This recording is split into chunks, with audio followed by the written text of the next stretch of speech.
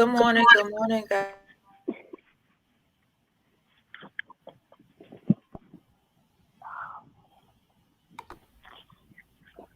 Go ahead. Good morning, guys. How are you? Welcome to I.Am.She Podcast. I'm one of your hosts, KD. How you guys doing this morning? I hope all was well this week. I hope everybody had a productive week. Um, my week, it was a little. Hey, Black Roses. Hey, good morning. Good morning. My week was a little. I don't know. It was a little chaotic because we spent what about we spent a couple weeks in North Carolina taking care of my mother-in-law, and then we just so happened to end up leaving on Monday. We were supposed to leave on Sunday. We ended up leaving on Monday, so I had to rush home, get these kids set up for this virtual school. It was very chaotic, and I think it was a little draining because the rest of this week, I've been trying to do some spring cleaning. I've been trying to do everything. I ain't been able to do nothing. I ain't been able to get my butt up. I think that was a really draining trip. I guess one of the biggest things is taking care of other people on top of your kids. I think that's where, because I was Mhm. doing the running since she wasn't able to get out of the house. I was doing the running, going to the store, you know, things like that, going grocery shopping, taking her to her doctor's appointments and things like that. And then the kids still had virtual school down there. So I'm just drained. I don't have no energy. And I was trying to do everything to get my energy. I might need to run or take a walk. Well, Like, just take a day to yourself to re-energize. girl, I Maybe done take a took day a or week two to to yourself. myself. I Oh am not wow. up. I just can't get out of it. And I know I'm supposed to start this new job in 2 weeks. I gotta set this computer up. I got a new job with M&T Bank working from home, 100% remote. Woo! Yay! And I'm excited. I've been praying on a job like this forever. I've been praying on a job where I could just work from That's home. I gotta get out good. of my bed, do anything. And I gotta set up, so they sent the computer in the mail. They sent the computer in the mail, so I gotta set it up before I start my training because it's a month of paid training. Girl, I ain't did Oh, nothing. okay. I ain't did nothing. That computer's still in the box. I hope the people don't call me like, ma'am, you better put this computer up before you get fired before you start. Oh, you gotta set your computer up. You gotta do everything. Yeah. I gotta create like a Oh. space. They want you to create like a designated space, which I do for school. I have a study space that I use, the same space that I'm in now. That's like my study space that I use. So I do have a designated space, but I just like to be a little bit more organized. Mhm. Well, Mm. good job. Good luck on your new job, and congratulations. We are so Thank happy you. for you. Thank you. You are What back you in the had? workforce. I This week know I he work, did. work, work, work. I have been working, working, working. I got two jobs. I work at the Department of Education, my Monday through Friday, and then on No. some weekdays. Yeah, some weekdays and on the weekends I work at Whole Foods, the new Whole Foods in Towson. So I just be working, working, working, and I be so Okay. drained. I'm drained Right. too. But I work every day of the week, 7 days a Right. week. I work 7 days a freaking week. If I'm not at one job, I'm at the other. So That's how. for me, I just need a day to myself. I just need a day to rest, a day to relax, a day I don't have to worry about anything. So And that day will be tomorrow. so let me So, tell you what I did. I actually bought I think I showed it on the show before. I went to Five and Below and I found some of these little self care oh yeah, planners that I've been you using. did say that. So Yeah. I got one that's a self care planner and then I got a one that's called I believe it's called Be Happy Planner. And Oh, okay. each day it just gives you these different things that you want to write down. Like the first, so I just started on that one because I've been doing this the self-care planner, which is awkward because I learned it in school too. Like they have a college prep course that I took what Mhm. 2-3 semesters ago. They have a college prep course, and in the college prep course it teaches you some of the same things. It teaches you to reward yourself. It teaches you how to have better study habits, how to have better Okay. assignment and writing habits and things like that. But to it also teaches you about time management and breaking down your time so that you can take out, because even in the school they tell you you need to take that personal time for yourself. It can't Yeah, always you be need to about take that. school and Yeah. work. So I started writing in this book. It's called Be Happy. And what the first page, it tells you, it says drink water, breathe, eat something good, do something for yourself. And the last one was tell yourself you're doing great. So Oh, that's every day, good. I I like guess you're it. supposed to do that every Oh, day. gosh. And then I think the next page, it was write down people that recently did something nice to For you. you? And then the Oh, next, okay. yeah, for you. And then the next page, it was like write down strangers, or people that are not close to you that have did nice things for you, or that are good people or something like that. And I'm just Mhm. working through it. But what I did was, so I couldn't find my self-help planner, to kind of get into a routine of, trying to get back into myself, and having the energy and everything like that. So it has like a sunshine, well, like little lines, almost like a graph. Remember the graph that you got in school, the little circle graph with the lines, and you had to write the different Oh, sequences and great. stuff like Yeah. that. Mhm. Yeah, Yeah. so it had a sun on the front, and it had these little lines. So I created a graph, and what I did within that graph, I'm just giving you an idea about, self-care. And what I did, I actually took the ideas from school, from the college prep class. I actually took the ideas for my self planner, and I wrote, and this is how I plan to kind of create organization, and um kind of push myself to give myself that me time that I need. This is how I'm Mhm. organizing myself to make myself a priority too. I wrote in those lines things to do for myself. So each day I have to go back and look, and it's almost like a spin the wheel, almost like a twist to spin the Oh, wheel. okay. So I have get your nails done, then I have drink water, then I have uh eat something, then I have go get your hair done, then I have go sit at a coffee shop and read a book, and then I wrote drink water. Then I have tell yourself something nice. Then I have like what is it? I have uh go have a spa day. It's just different things for me. And I'll just continue throughout, the year to just keep going around and picking different things to do for myself. And that allows me to be more prioritized and taking care of myself. Cause Okay. I'ma I like take that. care of everybody. I'm gonna take care of put everybody else's Mm. needs before my own type of person. So that's helping me to like prioritize and say, look, no, pick something on this chart and do it. I can honestly understand that. I used to be that kind of person where I put everybody before myself, but I have become selfish in a sense of just It's wanting not to put me selfish. before everybody It's because not I selfish realize that ain't nobody gonna take care of you but you. at all. Nobody's gonna take time out to make sure you go get your hair done or get your nails done. They're not gonna take time to make sure that you had water or a decent meal. So you have to do that for yourself. You have to essentially put you before others. It's not selfish. It's just worrying about self first. Because if Absolutely. you ain't running, if the conductor ain't on the train, how the train gonna move? Right. That's true. So that's That's just how that definitely goes. true. That's definitely But true. that's good And though. That's a good yeah, idea. and I like that idea. I like you got that book. I'm gonna have to go to Five and Below and get me one. I'm gonna go find it for you. I'm gonna go. I had my Oh, mother so she nice. sent me these books all the time, and that's what got me into those books. And my mother, she sent me these planners all the time that are kind of made like that. Within the planner, it gives you different priorities, like where do you see yourself, what did you do wrong that you can change that'll make this week better, stuff like that.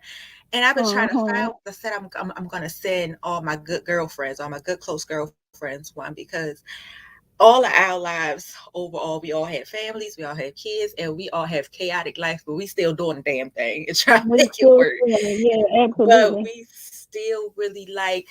We ain't had. When did we go on our girls trip? What, in 2000 and Oh my God, that was so long ago. I was just talking to Woodell about that last night. we have not I was had like, the opportunity. I need some good girlfriends to go on a good girls trip with, and I want to go We somewhere nice. right. That was We the have last time we not. went somewhere. It was like Yeah. 2017, maybe. That's what I was. I'm like 2017, 2018. We have not had the It had to be opportunity to like go. 2017. Oh my Yeah, God, was it's it been so before I long had you? ago. But we had a talk We about had a some really good time. girlfriends. Talk about some girlfriends that can hang around each other, that can get drunk out of our minds and not even fuss, argue, fight, or have a disagreement. That's when you got Mhm. them good. That's when you got them good, them real girlfriends that can just sit there and y'all can get drunk, even though I was the first person to wake up because I told y'all to drink that damn Gatorade and take the Tylenol. I would get up every morning and be ready to go, and these women would be in the bed at 12. I'm like, y'all ready? We supposed to go eat breakfast? Nah, I'm gonna go ahead and sleep this off. I done went down to breakfast by myself in the morning, came back up. Y'all I don't ready? know when that was a No. long time ago. So long ago. Oh my But that goodness. was like, we have not even had time to do any of those Yup. trips. And I know, like I said, everything's chaotic. And then, COVID came in. So then it kind of really freaked people out about going COVID places. came But and snatched our lives right from under the rug. absolutely, but we just need to get back to it. I mean, we can still get back to it in a safe way. Like I said, Mhm. I didn't travel for the last 3 years with my kids, and knock on wood, you know, thankfully they have not caught COVID. Nobody in my house has caught Oh, COVID for that's the last three good. That's years, and I good. have traveled like the distance, like driving though. Um, so you can still, you know deal with COVID and do certain things. You don't have to let it shut you in. You don't have to let it shut you down or shut your life down. You can still do things. Like I said, I've traveled, I don't know how many times. I done went to Florida. I done went to North Carolina. I done went to Atlanta. I done went to Jersey. I done went I'm trying to everywhere. think, where have I been during COVID? I haven't been anywhere. Girl, I'd have been I everywhere. went to California a couple times. I went to LA twice. Last year, where did I go at last year? I don't know. I think I went to Mississippi. That's about it. Oh, you I went to don't New know where I Orleans? went at. I went to New Orleans. Yeah, I went to New Orleans last year. That was it. I ain't really go nowhere. No, yeah, last year the only place I went was New Orleans. I Mm-hmm. don't think I went to Mississippi last year. I went to Mississippi in No, 2020. you didn't. Yeah. Yeah, so I didn't even go home last year. I ain't even go there. But this year I want to go somewhere. I want to do something. I wanted to go to Mardi Gras this year, but things didn't go to as planned. But that's fine. But we're definitely planning a trip to Jamaica because we have these flight credits because we purchased this trip right before COVID hit Mm-hmm. and we couldn't go. So we have this flight credit with Southwest that we have to use before um September of this year. So we're gonna take that flight credit and go to Jamaica for my birthday. Okay. But I want to do a girls trip though. Like we were just talking about this Yeah. last night, like how we don't have any, no good girlfriends to be or no good homeboys to be like, yo, come on, we going here, and everybody just like with it. Hmm. I was like, dang, David want I to go do. on. David was talking about he want to go on a cruise this year, and it's so. Oh my god, I Jalen's could going on never a cruise for talk. his birthday. I could never Yep. talk this man into going on a cruise. This I man was 100% don't know about against a cruise. cruises, but he literally sat there and was like, "Babe, I want to go on a cruise. Look him up. I want to go on a cruise this year. Girl, go on a cruise. You don't even feel like you on a boat. It's too I don't big." know. I don't know. Well, I I, told you I my have mother a want. I have a phobia. I have a phobia Oh my of god. like See, said, big large see, bodies of water. You notice when we go to the beach and stuff, I don't really do too much getting in the water. no, I you have a don't. phobia of getting. I have a phobia of large bodies of water. like big things, I like throw ships your and ass stuff in like there that. like That they kind of used to stuff, do. it just scares me sometimes. I don't like I looking at it. Even love like the big water. buildings and big statues and things of that nature, things like that scare me. I don't know why. It just Really? brings a weird, eerie feeling over top of me, and I don't like it. Yeah, I I have love a the phobia water. of things like that. I I love the love the water. I water. just don't like The large water bodies takes of me away. water. Yeah, Oceans and I shit like, love the water. I can't swim and I ain't about to drown. Listen, this So ain't Titanic. This ain't I'm 17. scared. I'm scared. I'm Titanic. scared. That I'm boat is scared. too damn And then big. I heard on some of these cruises, you have to, they may seem cheap, but it's like the packages you have to buy. Because, like, the drinks are not included. You got to buy the liquor. You got to buy all You this different, it's all you different gotta find the all packages. inclusive ones. That's the thing. You gotta find the Oh, all the all inclusive ones. inclusive. I didn't know they And had I those. think so. I think yes, they do. They got some all inclusives too because they stop at like different islands. That's what I was actually looking at. He found one called Celebrity Cruises. I believe he had me look into. Oh, Um, yeah. it seemed like they had some pretty good packages, but yeah, I'm gonna. And then we got the trip in August where my in-laws they want to go to Disney World this year. I really was pushing back Disney World though. I really was pushing back Disney World because we moving to Yeah. Florida with my mother. I'm trying to buy a house by the end of the year or the beginning of next year. So I was really trying to push Disney World back because I'm like, once we get down there, if we go to Disney World or Universal, once we get down there, they're gonna be down there for the rest of their life pretty much. So it's gonna be like, okay, I already did this. So that's how I be trying to push certain I mean, for things. me, I have been to Disney twice, and the experience each time was different for me. Really? So, yeah. And then they Okay. constantly doing like upgrades, and they Oh constantly yeah, doing like that's true. different things. So That's true. even if you go to Universal Studios, I know it's not the same as when I went. And then even like I think I went like 1 year, and then I went like 2 or 3 years later. It was so different. It was like Hmm. the things be different. And they do all of those Universal movies. Whatever movie is hot, whatever character is hot, they'll try to do a theme like that. So Yeah. it's forever changing. They change it all the time. But Yeah. Universal Studios is the shit. I love it there. That's where Lil David want to go, Universal Studios. He's like, man, I want to go to Disney World. Yeah. I don't want to see nobody. But today, guys, let's get into this topic because we done Let's get rambled into this on. show. Yeah, we did. We rambled on for 20 minutes. Damn near 20 That's what I minutes. can say for 20 minutes about that. Well, we did ramble about some good stuff, but today's topic is really, really, really, really important. So I was riding and I was listening to the radio and I was listening to the what is his name? DL Hughley show. And there was a conversation that disturbed me because I don't know why they keep trying to take stuff from our kids in these school systems. First they try to take out the handwriting. The Like curses. like basically your signature is life.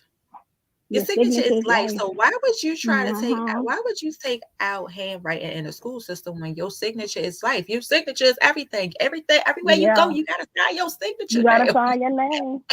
And everybody, you can't be somewhere printing your name. Like, wait a minute, baby, that's not a signature. You have to sign that thing Exactly. in cursive. I don't know how to write in cursive. Girl, these school systems and who's making these decisions? Let's talk about that. Who's making these decisions as to what's It's the important? to be honest, it's the people that we elect. It's the people that we elect.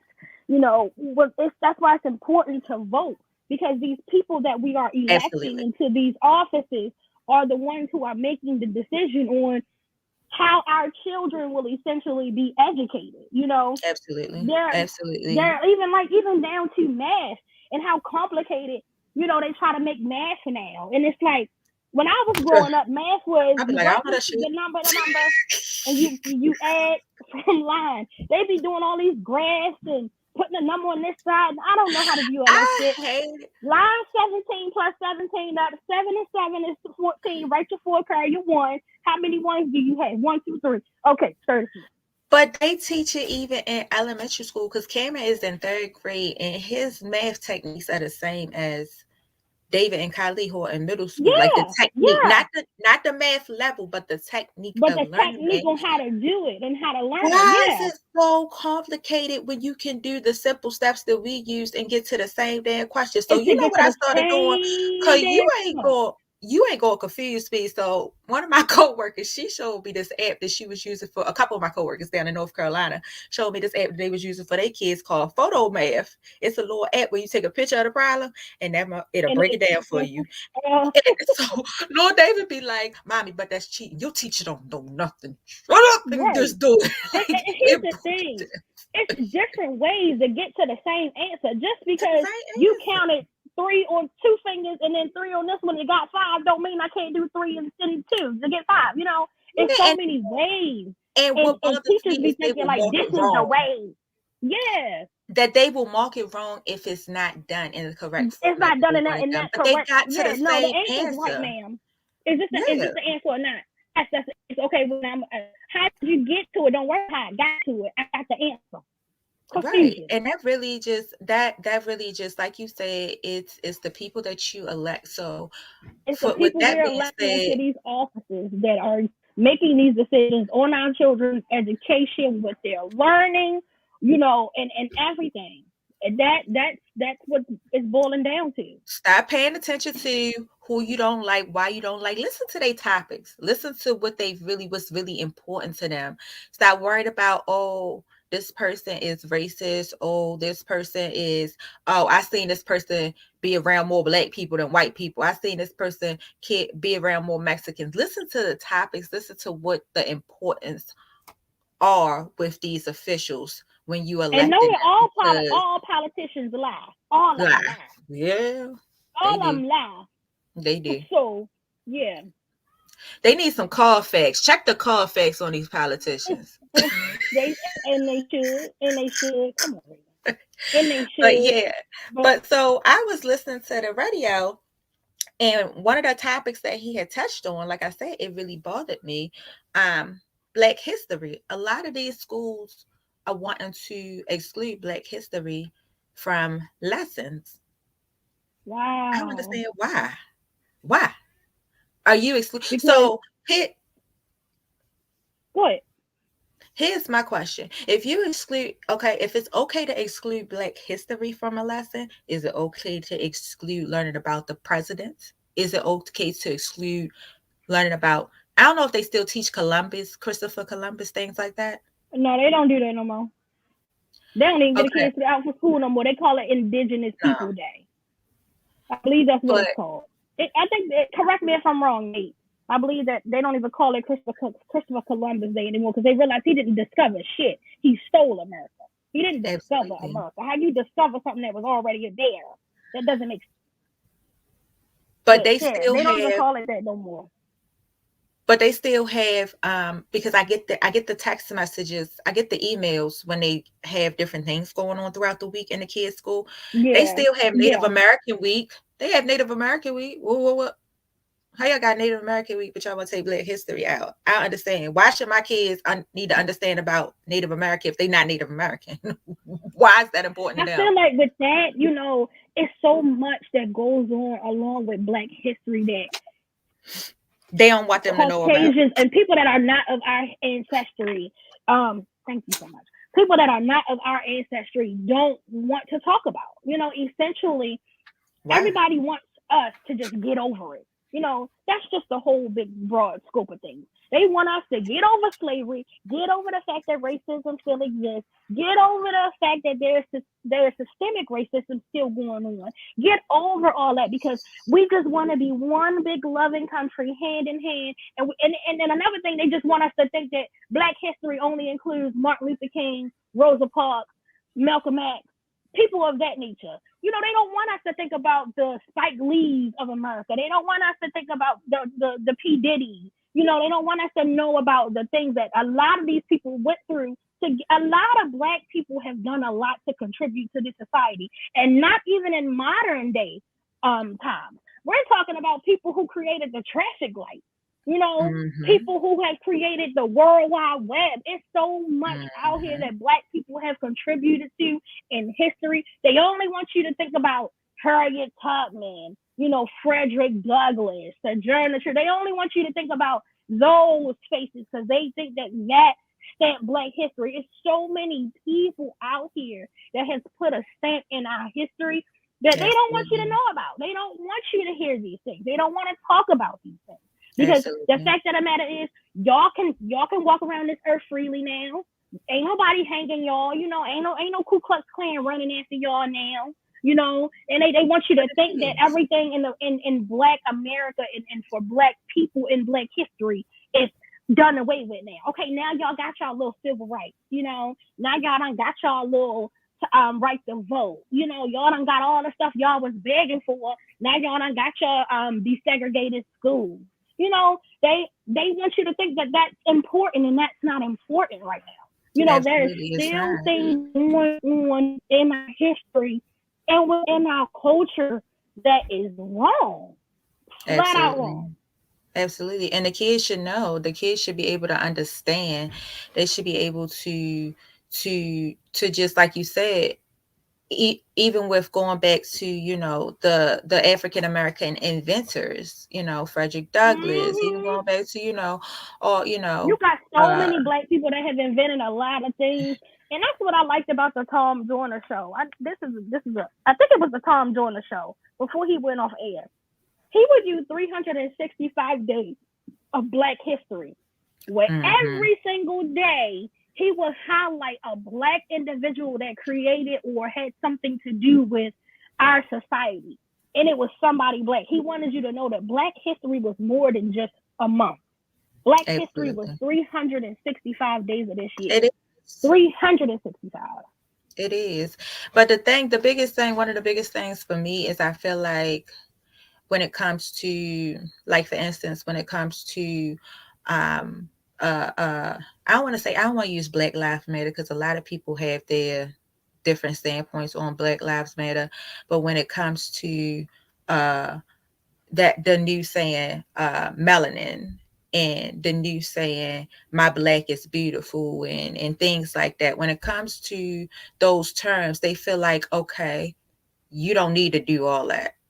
You don't, okay, you Black, you proud. Why we have to put that forefront? Why we have to, why do you have to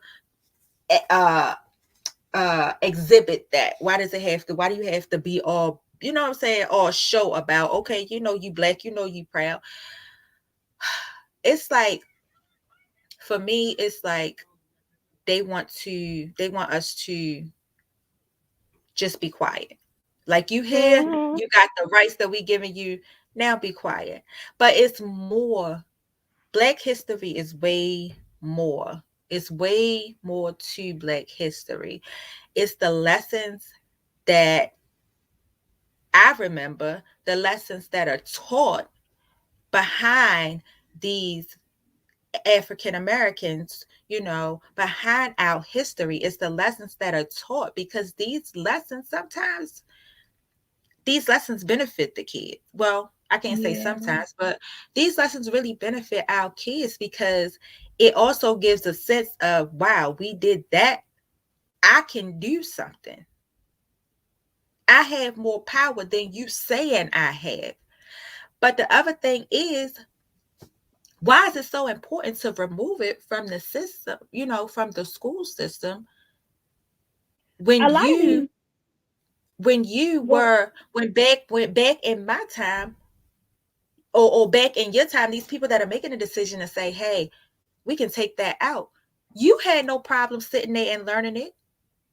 What was the problem back there? I mean, it didn't hurt anything. When I was in school way back when, these people, like I said, these people that are making these decisions, you had to go through Black history. So why now are you making it such a big issue to remove it? You sat there through it, you unbothered, you still decided to be, I hate to say it, but you went through Black history. These people that are making this decision and say, hey, remove Black history. I don't want my child to learn Black history. I don't think it's important. But you had to sit there and you didn't change. You still became a racist irregardless, because that's your opinion. So why does it matter to take it out? Why? Why does it really matter whether it's gone or not? You still decided at the end of the day. I'm pretty sure Donald Trump, when his ass was in school, he had to learn Black history, But then he decided to go outside of there and become a damn racist still. So what's the difference? What's the difference? I don't understand. There to me there is no difference, you know, and it I feel like a lot of people don't want us to talk about us. You know, they don't want us to matter. You know, black people are what they're good for. You know, we good for show, entertainment. That's it. That's all. Girl, you know, yeah, culture matter. You know, a lot of people steal our culture. A lot of people take from our culture. I read something on TikTok. Y'all know I'm always and forever on TikTok. One of the people was saying like, you know, they want our rhythm, but don't want our blues. You know, and that stuck with me like because that. if you look at even how black creators on TikTok was boycotting them, all of the things that these white creators are getting paid for, they stole from black people. You know, Absolutely. and all of these other cultures. And I'm not just gonna say white people because I don't want people to think that white people are just the only ones that stealing this stuff. But predominantly, it's white people stealing our things and then taking it and making it their own. And now it's like, damn, y'all paying them that. When X they amount of dollars, y'all paying them $50,000, and you only giving me 20, and I'm the one that created the shit. Even the little girl that came up with the renegade dance. She the one created it. She was a black person, black little girl, black little teenager, came up with the renegade dance, and then a white person got on it, and then they did it, and then it kicked off. It went, you know, hold up. Who was the original creator of this thing? You know, who was the originator? I think TikTok should still. I think one of the biggest things when I first heard about that TikTok, but you know what? It takes us as a people. The biggest thing is it takes us as a people, and that's the problem. We don't move as one like other cultures, like other races. We don't move as one. It's so little of us that are willing to, you know, say and pay attention and understand that you have to move as one to be successful. We need to realize and we need to understand that we don't move as one. And I think one of the biggest issues with TikTok is I remember that conversation that you just said when they were boycotting TikTok, and they was like, won't somebody come up with a black TikTok that only we can do, that only we can be on? And it was, you know, it was going. Everybody was all like, yeah, let's come up with a black only TikTok where they can't do da. What happened? Everybody jump back on regular TikTok. Y'all are making these, I don't, like you said, I don't want to say white culture, or I don't want to say white people, but y'all really making these white people rich. Like when all the celebrities decided to say, oh, we're gonna boycott Gucci, we ain't gonna wear Gucci, we ain't gonna wear Louis Vuitton. But damn, as soon as I look back on the next reality show, the hip hop. Here's the thing that I don't like about that. Don't get me wrong, Gucci is nice, and I can't afford some Gucci stuff. Some I can, some I can't. But I want people to stop thinking that shit defines us as wealthy. Wearing labels do not define how much fucking money you got. And half of the time, the shit that y'all wearing ain't fucking real. You know, y'all gonna keep taking these videos. I'm in the Gucci store, I'm in the Louis store, and I'm dropping this and I'm dropping that. It's so many black designers out here that got the same fucking shit in the same quality. Invest the money back into your neighborhood. Right. And if y'all gonna pay the same, if y'all gonna pay $2,000, $3,000, $500, $600, $700 on a bag just because it has a brand, like BlackRoses said, invest it into your black owned business, and invest it into these small business owners. If y'all could pay that, but then y'all look on here, y'all pay, if y'all watching the latest music video, you're watching Love and Hip Hop Atlanta, and you see that I don't know, I can't even remember, Mimi, you see that Mimi has a hot Gucci duffel bag, and you go and look, and you willing to pay or do your afterpay for this bag, even though it's $1,500, you willing to put that money into it and spend all your checks, spend so much money out of your check each week or every 2 weeks on afterpay, just so you can walk around with this bag. But then you go to your homegirl who's consistently posted on Facebook or on Instagram her business, where she's selling these fire bags, the same type of duffel bag. It just don't have Gucci, it just don't have Fendi, but it's the same size bag, and it's legit because it's handmade. It's her. She made this bag, and you and you look at and you say, "Oh, she crazy. $170 for that bag? That's too much." But you give your check up for $1,500 because it got yeah, a brand on yeah, there. yeah. It's Oh, she ridiculous to tripping. me. She It makes thinks no that sense. bag ain't even. She $107, $200 for this Who she bag. thinks she It ain't is? even. Yeah, like why? Right? Who she thinks she is? She ain't even Gucci. She ain't even Louis. Like, come on now. But that's the thing. But You know what I like about. You know what I like about uh own small owned businesses.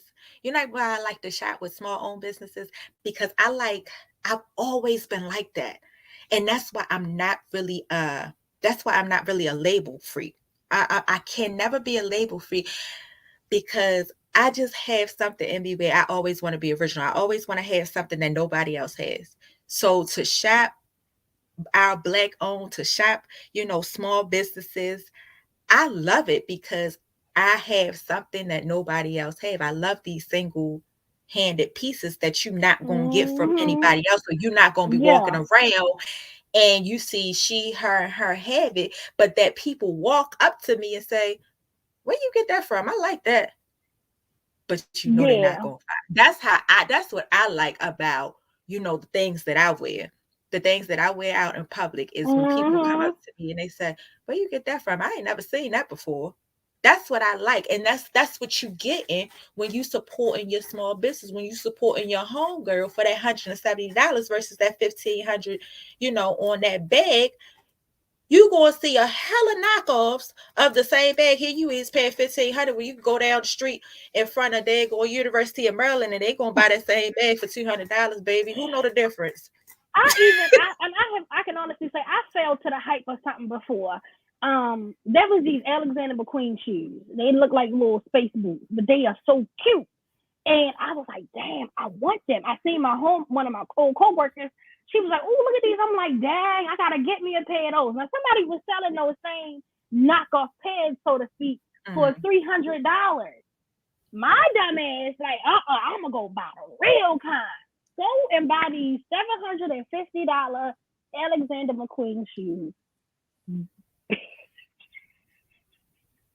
Nobody ever walked up to me and said, "Are these real?" And nobody ever walked up to me and said, "How much you pay for these?"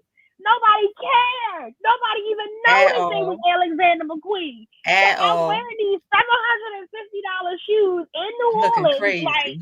looking crazy. Looking crazy. I am so mad at myself that I bought these 700. Ask me Look, how many times do I wear these big ass shoes?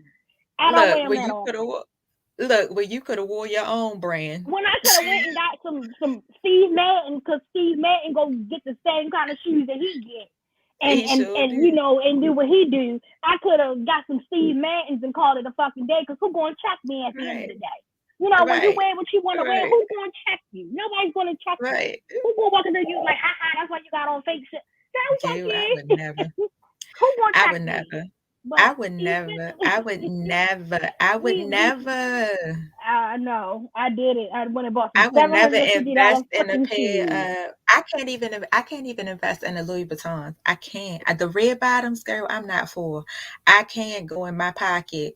But it's crazy. You know what? It's crazy though.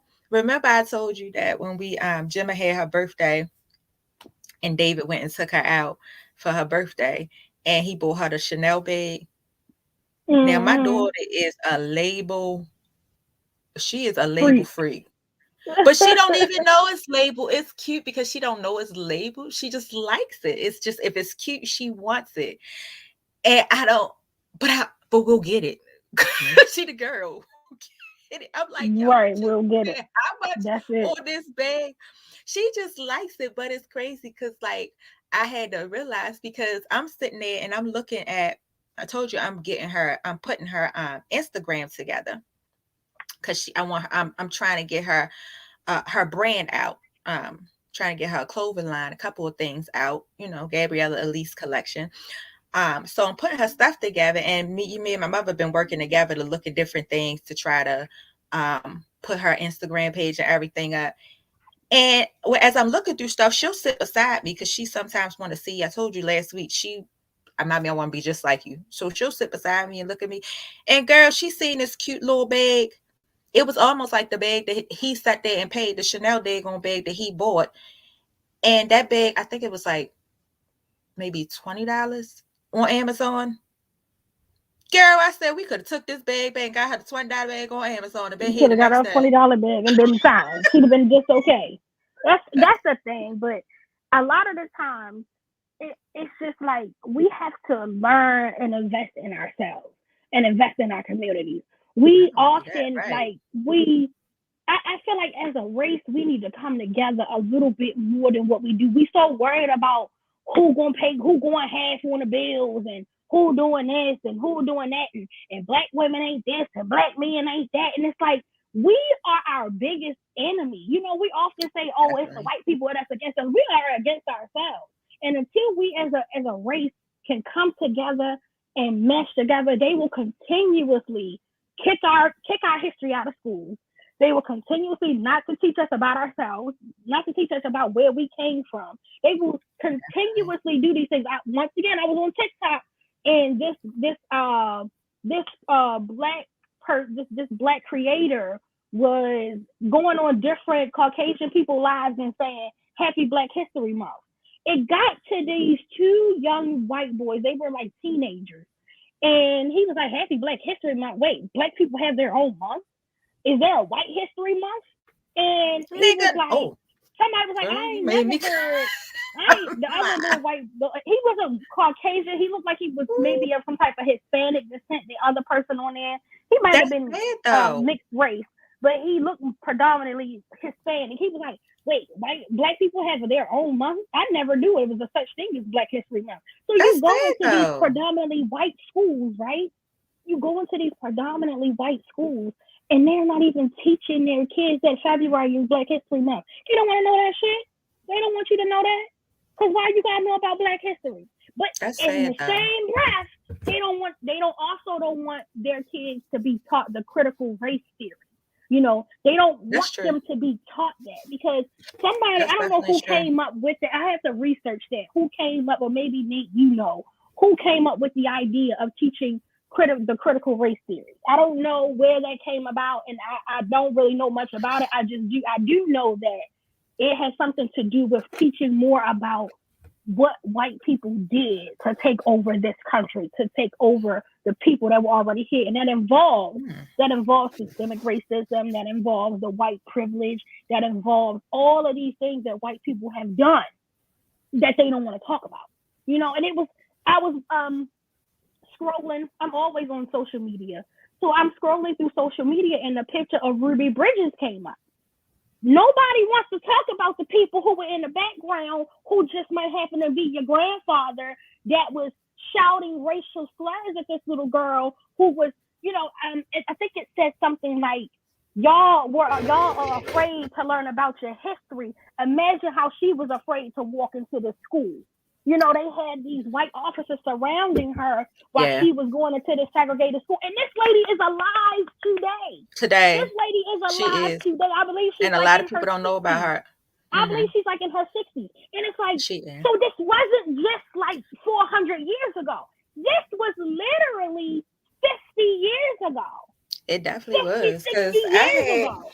So be, you, before my I'm not grandmother passed understanding. away, it really was closer than you thought, and that's one thing. Oh, that's one thing about grandparents.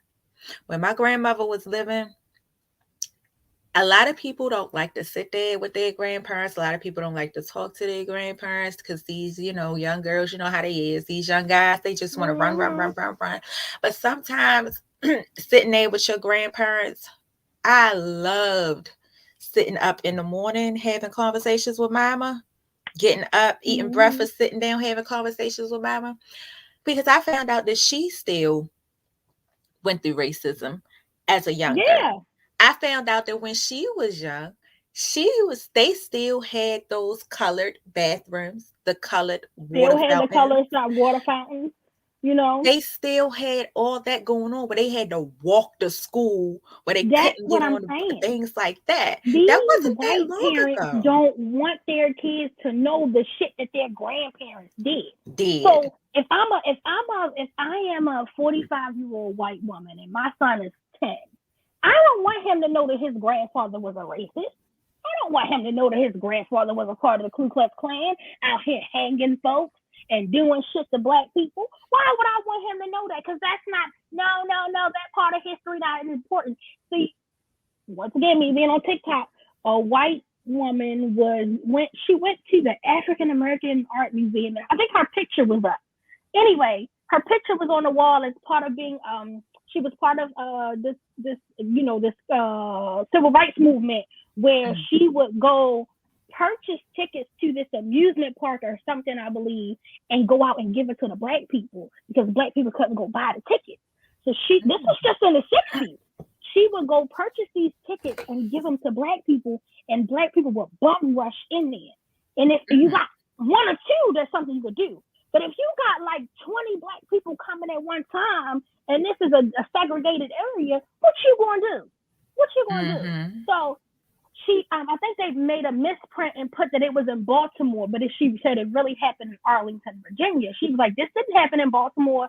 So I was reading the comments, and one of the comments that out to me was, this is the white history that white people like to be proud about. This is the history that they like to be proud of. They don't want to tell the dark side of it.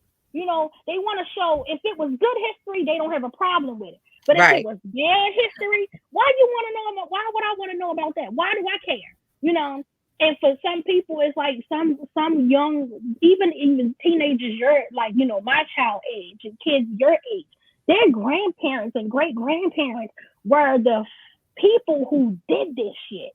You know, you want us to think that Abraham Lincoln was all cool and good because he freed the slaves, but no, that wasn't the key. You know, even Thomas Jefferson, who we have to learn about, or was no George Washington, was fucking the damn slaves and had kids by her. You know, absolutely having kids. Absolutely. So it's like you have all of these people who had a hand in our history who they don't want us to learn about. They don't want us to know these things. They don't want to teach our kids these things. They don't want to teach their kids. I read something. They don't. That's what I gotta say. I saw something one day on social media that was like, what is something that white people are afraid to hear that they don't want to hear about? And a white woman got on there and she said that white women are the foundation for racism to be taught in their home. If a white woman don't want their kid to learn about what happened and what's going on, she won't teach them. But I gotta find that TikTok. I'm gonna find it. I'm gonna see if I can post it because it was like white women are the biggest,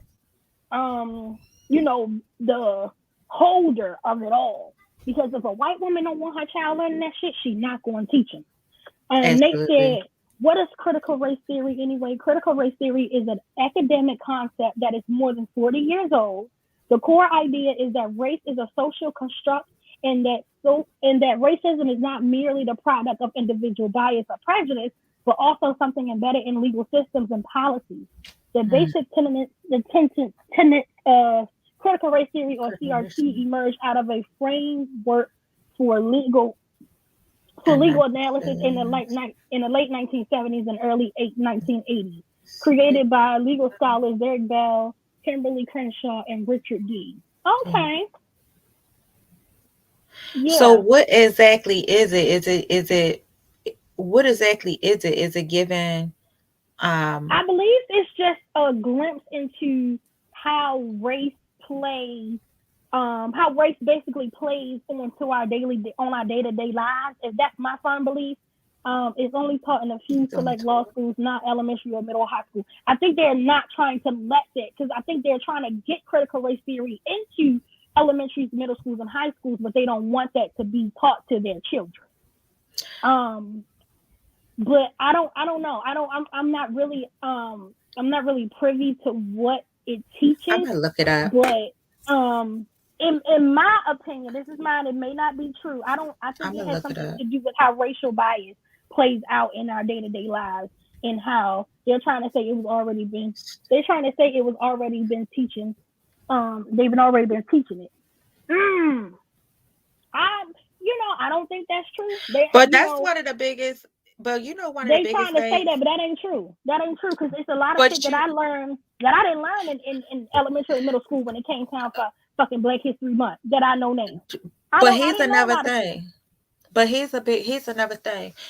Going back into the last two episodes that we had about, deadbeat parents and, you know, these parents that are not playing an active role within their kids' life. Here's the thing.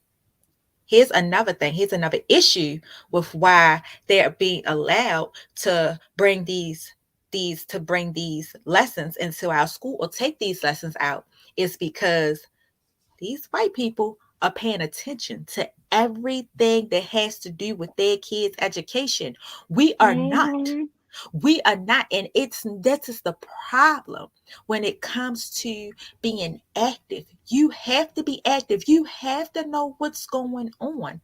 I am up. I don't have to be, Mhm. but majority of the time, all three of my kids do virtual. They do 100% virtual school. I refuse to send them back into school because of COVID. They do 100% virtual. But most of the time, I don't have to because my kids know how to, get on there and do what they supposed to. They have teachers, they have, helpers that are on there.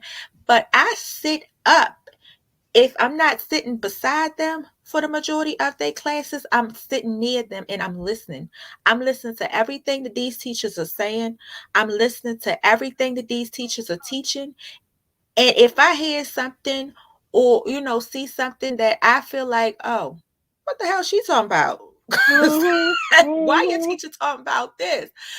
I'm going to step in. But it also, like you said, being an active parent, because if you're not able to, like myself, if you're not able to sit there the full day and pay attention to all the lessons that your kids are being taught in school, when they get home and you're helping them with homework, you would know because you're more active. When you helping them with homework or you looking through their homework to see if they did it, or you looking to see if there need to be edits or corrections, this is how you would know. This is how you get involved in your kids' education. And this is the problem. This is one of the reasons why this is being allowed, why these decisions are being allowed. And we really can't do anything about it because they had time, because they're active in their kids' education. So they had time to effectively plan strategies to remove these lessons that we find that are important, because we no longer find or feel that our kids' education is important. We no longer feel that it's as important. Oh, they got it. They making A's on their own. They got it. Even if they making A's, have a conversation. Strike up a conversation. Ask these kids how their day was. What did they Yeah. learn? It takes nothing. You sitting here, you on TikTok, you on Facebook, you on Instagram. Y'all looking at these videos. Y'all laughing, hee, giggling. Y'all following all these influencers. Y'all watching all these influencers and their family, and oh, that's cute, girl. She's a strong black woman. This is a strong black family. They sit down and they do the same thing. Get off there, start watching them, and Mhm. do what the hell they doing. Start watching Mhm. everything that they doing. See what they doing. Even on vacation, ask your kids. Even on vacation, when you on vacation, guess And what? One thing that a lot of people don't do at home that they do on vacation, y'all sit down and eat together. Y'all sit down and eat together. Y'all spend time together as a family. If you one of those people that take your kids on vacation with you, which I am, but you don't. Most people don't do it at home because they don't have time. Because people running, you got school, you got work, you got this, you got that, you got cooking, you got everything. One of the biggest things, is when you on vacation, everybody's together. At one point in time, everybody has that time together because y'all on vacation, so y'all want to do things together. Why you sitting there playing with your kids at the beach water? Why you sitting there playing with them? Hey, so what you do this year? What did you find productive this year? What did you find have a problem with this year? How's school going so far this year? Why you sitting there playing with them kids? It yeah. takes it. it's really important. It's not about us at this point. It's not about us saying, oh, you a deadbeat, oh, you're a bad parent. It's important at this point. It is very important to be productive and be proactive when it comes to your kids' education. It's so important because things are changing fast. They are slowly pushing out things that are important to us, that make us who we are. They are slowly pushing that out. And it is so important for us to pay attention, to keep that, to be able to stand and, to be able to stand. We can't put it all on the school. We have to start teaching them ourselves and take them to That's it, Angie. You said it. Absolutely. We have to start teaching them ourselves. Yeah. We got to start showing our kids. And we got to start teaching our kids. Now, don't get me wrong. I love learning about Martin Luther King and Malcolm X and Harriet Tubman and Rosa Parks. But we have to also teach our kids that Black history is more than just them. Black history is more than just Frederick Douglass and Sojourner Truth and Harriet Tubman and Maya Angelou. We have to stop teaching them about our history in general, the good and the bad. The good and the bad. Absolutely. We have to start teaching them about more than just the people that they put on the forefront of our history. The people that I learned about. Like I said, for me, it was like I learned more about other Black people that had something to do with our history as an adult than I did as a child. Even in school, Black History Month was, do a project on, they would even give you the people to do a project on. Important. They give you a list. They give you you who you got to do a project on. I was so sick and tired every year of doing Martin Luther King. Like I said, Harriet Tubman. No, they wouldn't even include Malcolm X. As a child, I remember they included Malcolm X because it was because the truth, I feel like, was too hard. I feel like the truth behind Malcolm X, I feel like they felt like it was too inappropriate for the students. I feel like the way they gave us the people they wanted us to learn about. Even George Washington Carver. Yeah, he invented the peanut or whatever, or came about with the whole peanut situation. But even with him, it was like they gave us the same people every year. The same people. Nobody learned about the Black Panthers. Nobody learned about it was too harsh. What was it? Marcus Garvey. Nobody learned about these people. Yeah. Nobody learned about it was too hard. Other people who influenced our history. Reality. It's the reality of these people. It was W.E.B. Du Bois. We had, it was just so many people. Oh yeah, you can put W.E.B. Du Bois in there. All these put these people that don't really matter no more. The reality trying to be here today. It's the reality behind. It's the reality behind how they changed history that they didn't want us to see. Yeah. But why was it their decision to make? Why wasn't it our decision? Why wasn't it our parents' decision? You're gonna learn what we want to teach you. And like I said, for the most part, even our parents didn't know. Our parents didn't even know. I'm telling you, this is shit that was taught on purpose. Okay, if we want to teach y'all kids about y'all history, we're gonna put in what we want y'all to fucking learn. We're gonna put in there what we want y'all to know. Even if you look in the American history books, and when I think about it, when we had American history, even in high school, they put shit in them books that they wanted you to fucking know. They didn't put shit in them books that they wanted you to actually know the truth about. That's why the books were so old. You want to know about Abraham Lincoln and how he freed the slaves. Don't talk about why he freed the slaves. Freed the slaves, absolutely. Don't talk about the slaves that he still slept with. Don't even talk about all the shit that happened. Oh, let's talk about the Confederate flag. They want us to believe it's something so patriotic. What is the history behind the Confederate flag? What is the history behind the American flag? Absolutely. The songs, even the shit even the songs, down to the songs that we had to sing. I learned Lift Every Voice and Sing. I think I learned Lift Every Voice and Sing when I was probably like in the 4th or 5th grade. In the 5th grade. Never really Never really heard anybody else talk about listen. But this is the TikTok I was talking about. This one right here. About him telling the white people Happy Black History Month. Happy Black History Month. I did not know that it was Black History Month. Happy Black They don't even know. How? Black History Month. Ooh, Happy Black History Month. Yes, sir. Yes, why? Sir, yes, sir. This lady blocked me. Hi, Marie. Are you at work? Yeah, read it. And he told her. Yay, Black History Month. That's my birth month, February. Yes, we love. Thanks for the roses, Thank Jordy. You. Jordy. What do you love about Black History Month? Happy Black History Month, guys. Oh my gosh, I got a Snapchat thing for that yesterday. Or something. Something came up, I don't know. Okay, I don't know what what is, wait, hold on. Black people get a whole month for what? For what? What's that supposed to mean? That don't make no sense. I don't know what that is. What the heck is Black History Month? What the heck is Black History Month?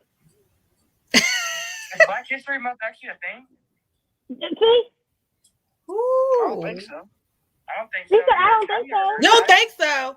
I think people just make up shit, bro. I've been alive for 17 years. I haven't heard a single thing about it.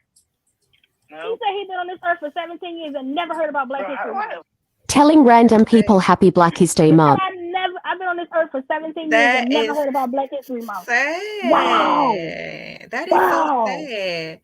Charm City never heard about it. TV says, right, other people that we don't know about. I just talked about this the other day. Yeah, it's a lot of people that had a lot of shit to do with Black history that I don't even know about. And I'm gonna tell you the truth. A lot of the things that has to do with our history, I learned from social media. A lot of the things I know about us had something that I had learned from social media. This is another video I wanted y'all to listen to.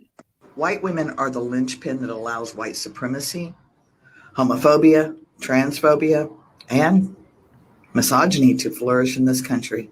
We are the targets of all of the propaganda and fear. We are the ones that it is sold to. Then we run to our husbands and say, oh my God, we can't let that happen in our neighborhood. That can't happen to little Timmy, instead of trying to eliminate it happening from everybody else's children on the daily. We are the ones that discourage our children from showing any difference from the societal norms. We are the ones that quietly harbor the fear that our child will come out to us and have to deal with all of that misery rather than trying to eliminate that misery. We are the ones that go to the churches that continue to preach this hateful, divisive message in the name of love.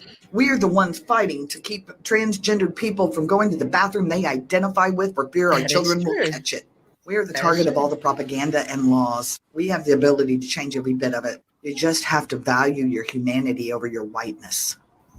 White women are the linchpin that allows white supremacy, homophobia, transphobia, and misogyny to flourish in this country. We are the targets of all of the propaganda and fear. We are the ones that it is sold to. Then we run to our husbands and say, oh my God, we can't let that happen in our neighborhood. That can't happen to little Timmy, instead of trying to eliminate it happening from everybody else's children on the daily. We are the ones that discourage our children from showing any difference from the societal norms. We are the ones that quietly harbor the fear that our child will come out to us and have to deal with all of that misery rather than trying to eliminate that misery. We are the ones that go to the churches that continue to preach this hateful, divisive message in the name of love.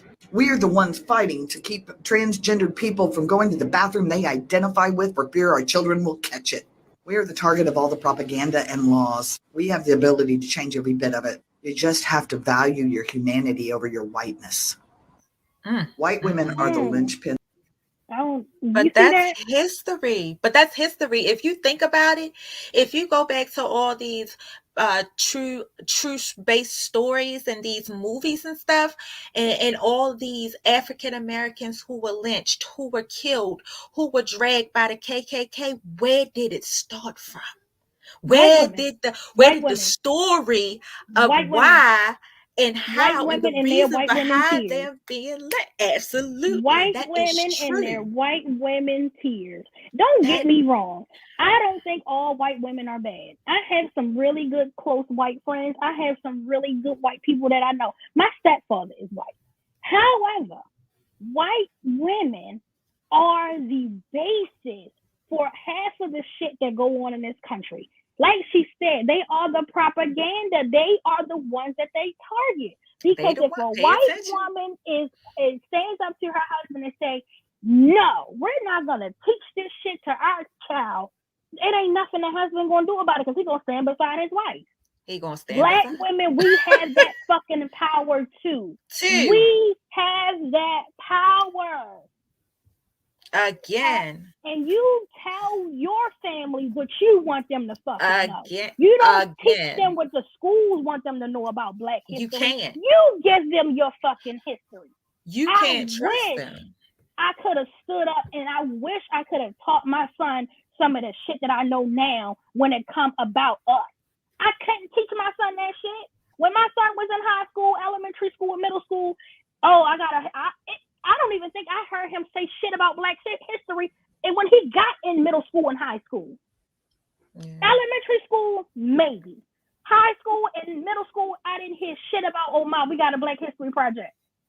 Yeah. Oh, Mom, this Black History Month. We got to do this for Black History Month. They don't do Black History Projects. But we're quick to celebrate 100 days of fucking school. So what? But we're quick to give you a fucking project about 100 days of school. You in a predominantly Black school with predominantly Caucasian teachers, and you want them to fucking celebrate 100 days of school, but you don't want to fucking teach them how to celebrate Black history. Make that shit make sense to me. Well, I'm speaking simply as a teacher. Parents have to be involved. Many of the rules and things that happen in school systems, they are done by the superintendent and this overall educational system. But a lot of the stuff that isn't taught versus the stuff that is taught is done with PTAs. But it also so that's where the involvement comes in. That's going back to what I was talking about with the involvement. But name one Black parent you know that said they've been to a PTA meeting. Girl, I'm on a PTA. I'm on the damn PTA. I never heard a lot of Black people say that shit. There are Black parents that are part of it, but they're getting their intentions done in the school. And they're getting there. But we have to stop. One of the things that we have to do is the schools that are in the community that we live in, or rather the communities we want to live in, we have to stop sending our children to these predominantly white schools and expecting them to get a better education.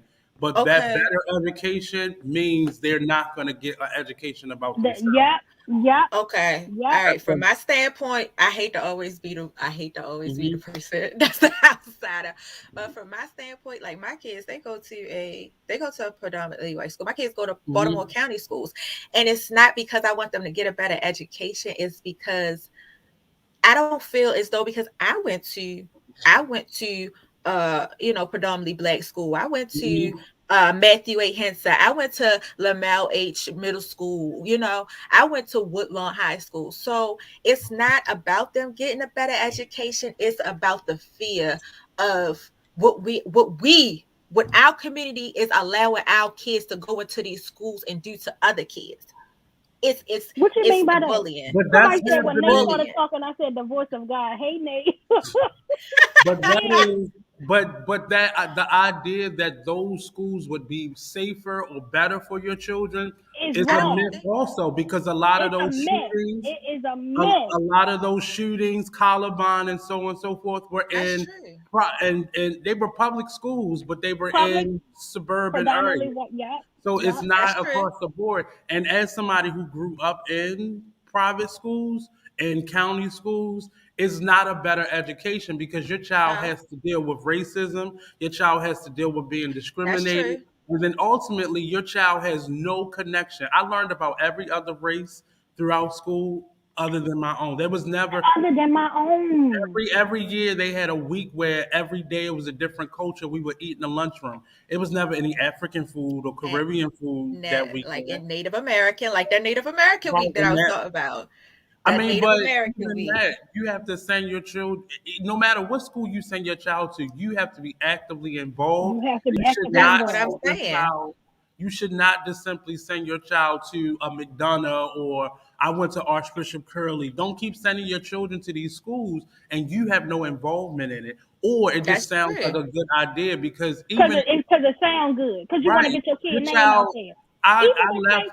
Francis. Not even getting a name. I want to know how many Black parents are involved in their child's education when it come down to St. Francis. Because you got all these goddamn kids that's going to St. Francis, and you got all these Black kids playing football at St. Francis. Right. How many of their motherfucking parents is involved in their education? Well, they come to the games. They come to the games. They come to the games. They come to the games. Yeah, that's overall. That's overall. That's these schools overall. That's these schools and these parents overall. It takes us as parents to become involved. It don't matter what school they're going to.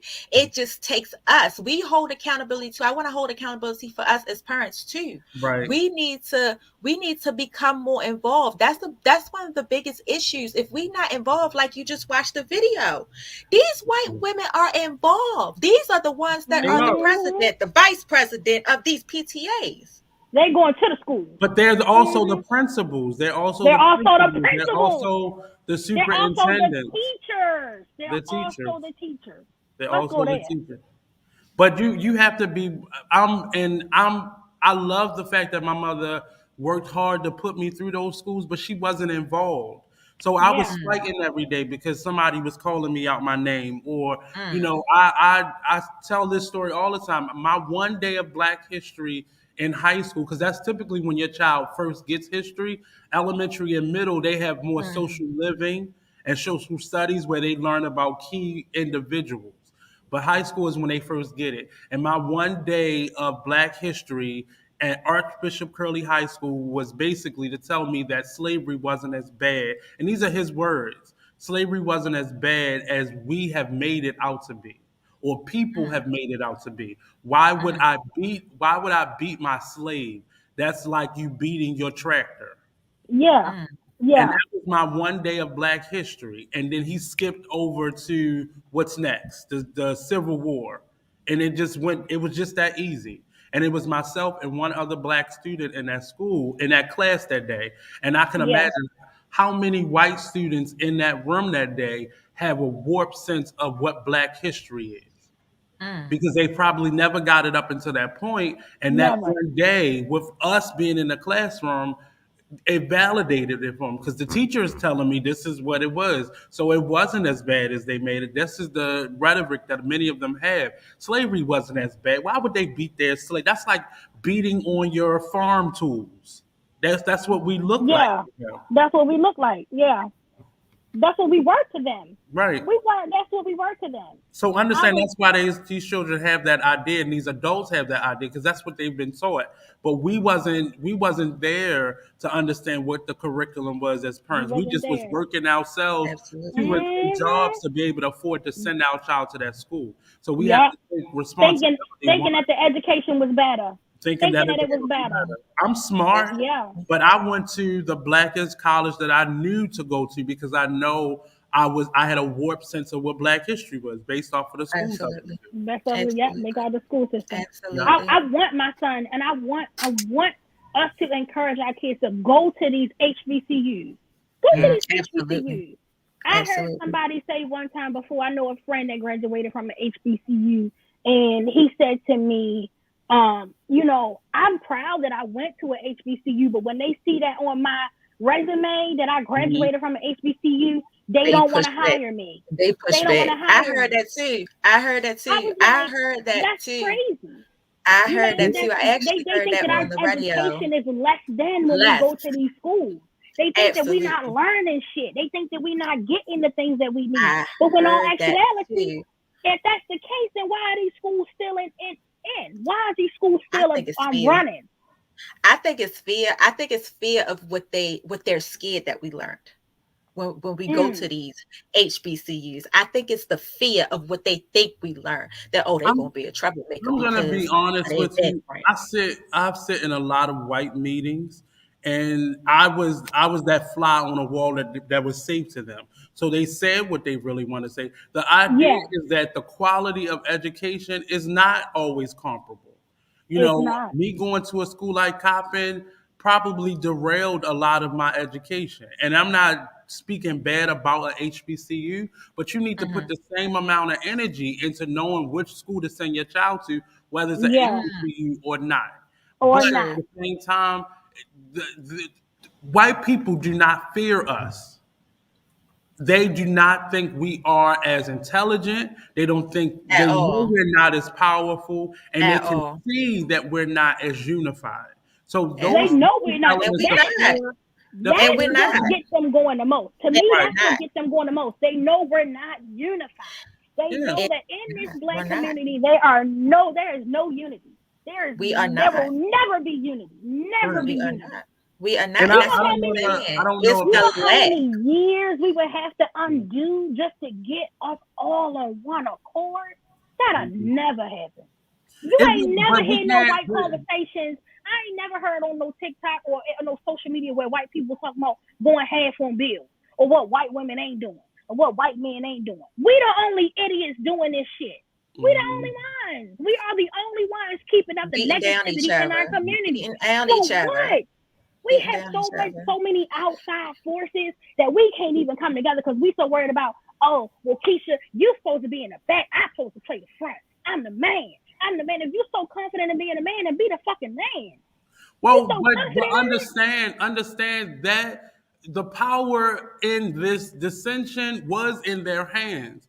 But it's their hands. To us now. So it came from somewhere. It's a reason we relate to each other and we communicate the way we do, and we have so much division within our culture. That division lies in every culture. But how we've chosen to deal with it. How it's chosen to deal with it is different. Yep. And that's our ultimate power. When we don't get along, I don't want to talk to you. You don't want to, it's no communication. Not to even continue to bring up this idea of Whoopi Goldberg, but this is happening because they know for sure. Why you do this to her in the middle of at the beginning of you do this at the beginning of Black History Month. And the reason it's able to be done, it's done because look at the social media. There are just as many Black people that say, "Well, she shouldn't have said it out her mouth." Even with Joe Rogan. India Ivory took her stuff off of Spotify because of something that Joe Rogan said. Joe Rogan been racist. Joe Rogan been dropping the N-word. He been doing it. It's a selective outrage for me. Like we can't keep picking and choosing. It's a selective outrage. We can't keep picking and choosing.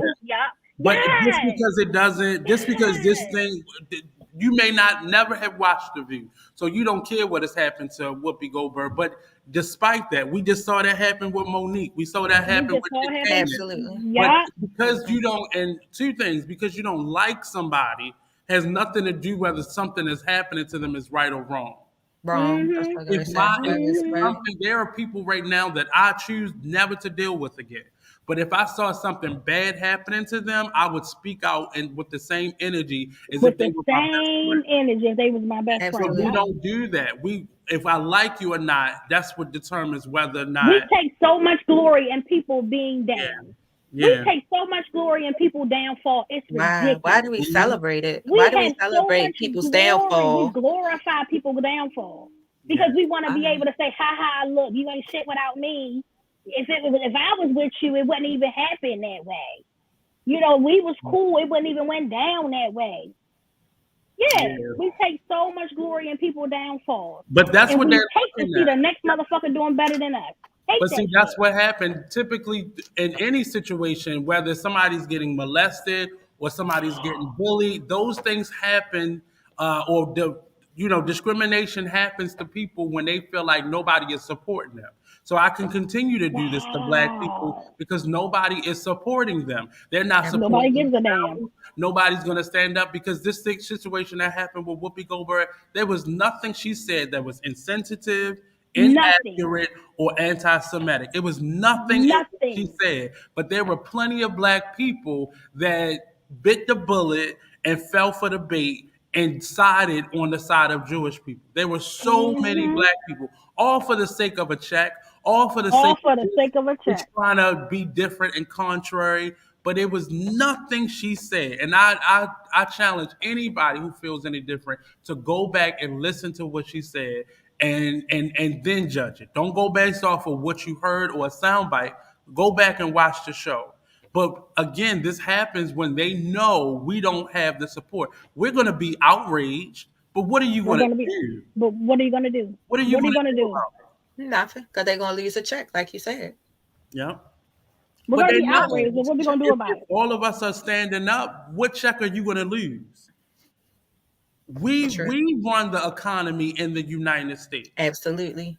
And we definitely do. We keep overlooking our power and our authority in this country because we want to be respected. We want to be, as an artist, I see it in this Baltimore community. There's so many Black artists that have chosen to do things the white way or team up with white people because I can't work with Black people. Their work is too inconsistent. And a lot of it is truth. But that truth is steeped in us not supporting each other. That person. But it's like you said.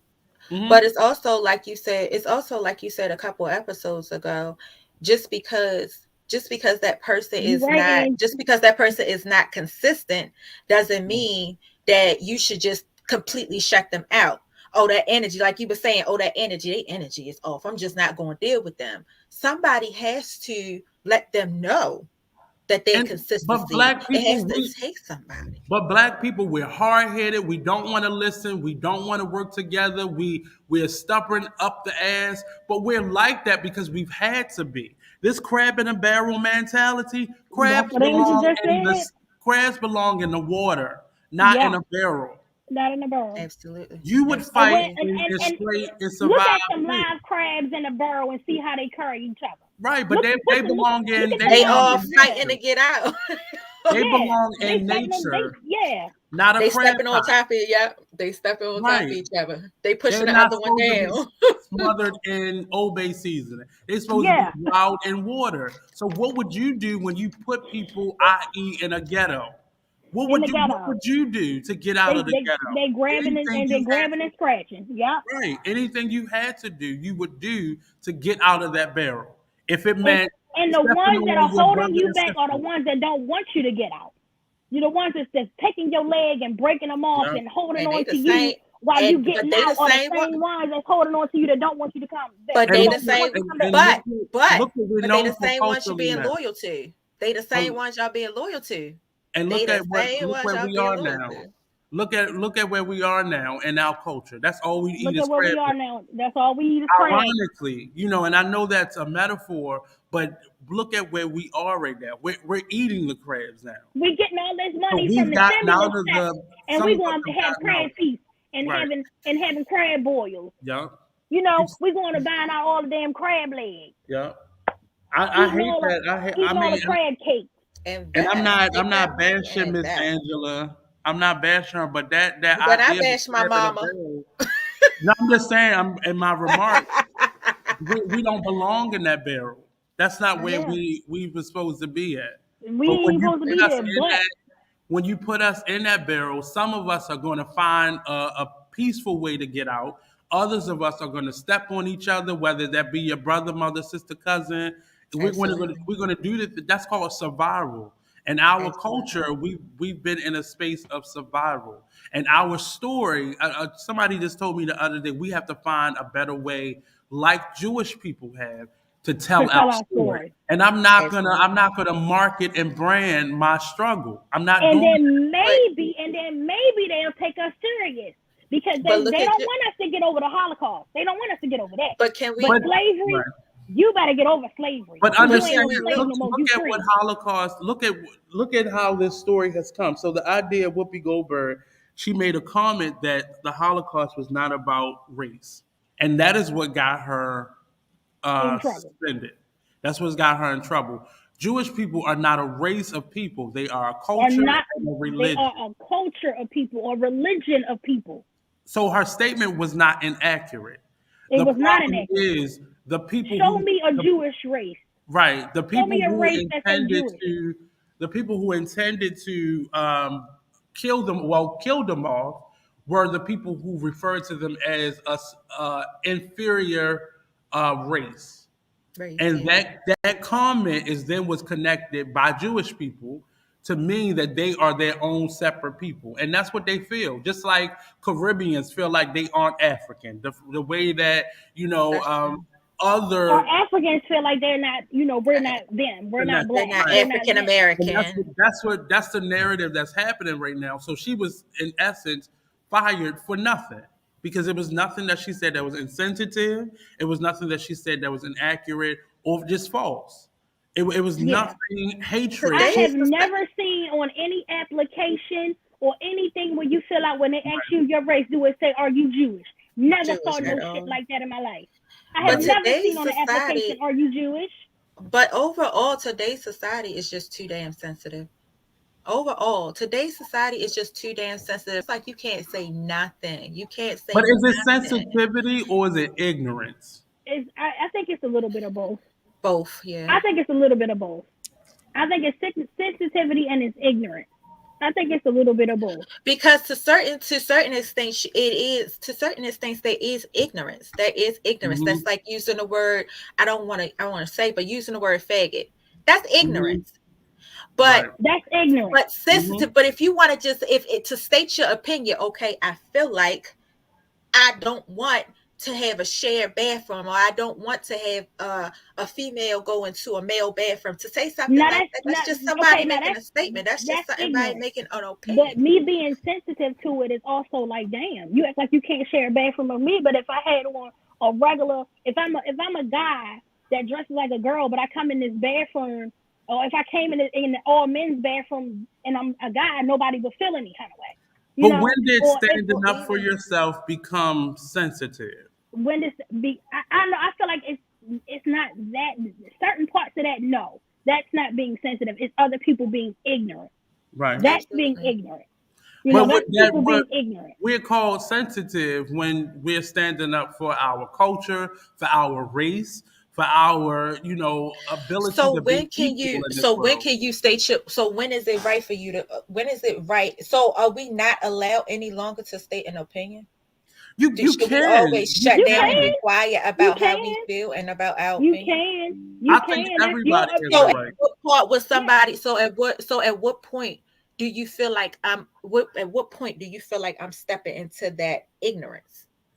When you are denying you ain't supposed to be saying, or when you're denying someone else's reality, you're telling me I'm not a whole human being. You're telling me I don't deserve to have the same freedoms and luxuries that you have. As you do. Whether it be me being considered 1/3 of a human being, or whether you're telling me how I identify myself sexually is not right. When you are impinging on someone else's liberties, that's when it becomes ignorance and wrong and eventually hatred. So for me, it's like your opinion, when you try to put your opinion onto me and try to make me feel like your opinion is right. Right. Try to make me feel like your opinion is a fact. When an opinion is just something that you came up with. A fact is something that can be proven. You can't prove your opinion. Right, and that's the issue with slavery. If I'm transgender and I stand beside you, you're not gonna catch transgender. Right. If I have AIDS and I stand beside you, you can't catch AIDS. Now, if I have COVID and I stand beside you, you can catch COVID. That makes, you know what I'm saying? Yeah. That's where white people cannot distinguish the two. Yeah. And that's what bothers me the most. Yeah, I'm not saying it like that. What I'm saying is just stating your opinion overall. So like just stating your opinion overall, just being able to state how you feel. Are we just supposed to be quiet because it's too insensitive for this person? Because if you feel like if you feel like it's your right, if you feel like, oh, I'm a human too, I should feel it's but for this me to how just this be how quiet it differs. And shut up. But this how it differs.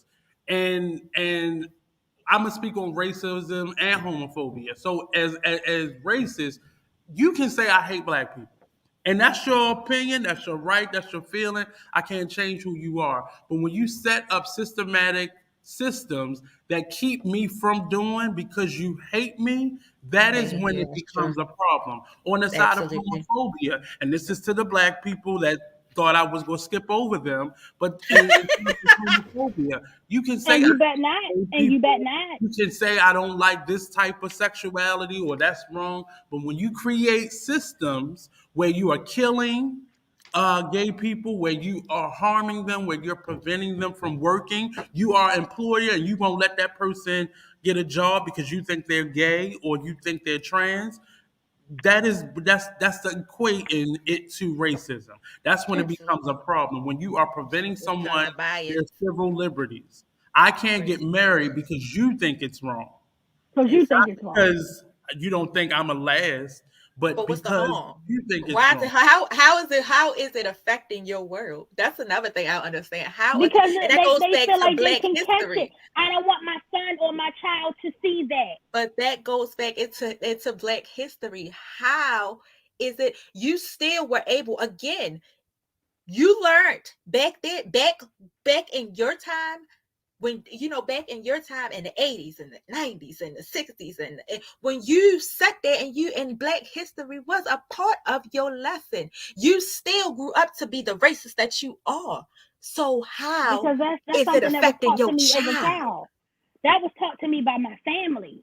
Because you got to think about it, Black history is only 1 month out of a whole year, and that's at the beginning of the year. So by the time it comes from November, we don't forget all about Black history. Exactly. So if you are instilling this in me 365 days out of a year, that Black people are less than, and Black people ain't shit, and Black people ain't gonna they don't want to work hard, they don't want to do shit.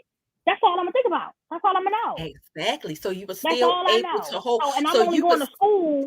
I'm going to school every day. And my school is teaching us for Black history, and I'm like, that ain't true. My daddy said Black people don't want to work. My daddy said Black people don't want shit.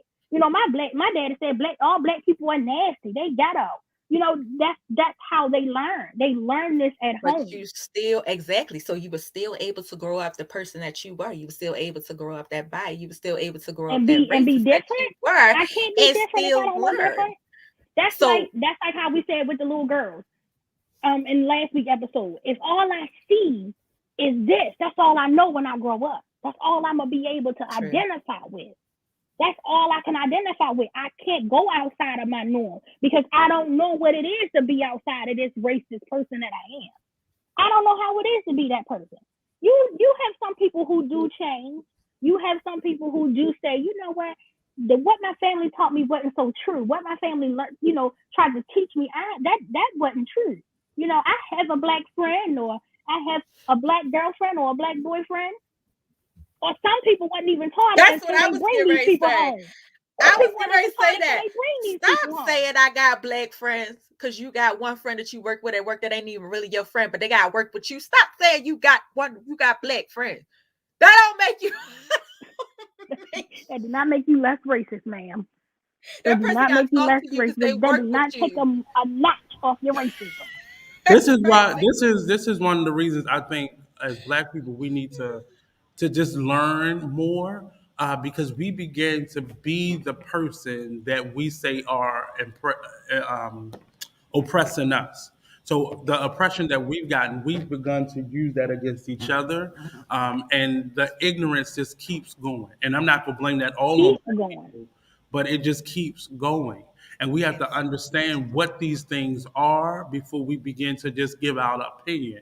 We are a people that just everything has an opinion to it now. Everything has an opinion to it now. And those opinions aren't based off of any facts or any research. And it's an ignorance. I've been very upset, and I love Whoopi. I don't agree with her thing that she says sometimes, because one, we two different genders, we from two different generations, and things are not always going to fall the same way on either of our ears. But however, how she's been treated, like our current Marilyn Mosby, is how we allow each other and give permission to other cultures to treat us a certain way is ridiculous, and we'll stand by. Ridiculous.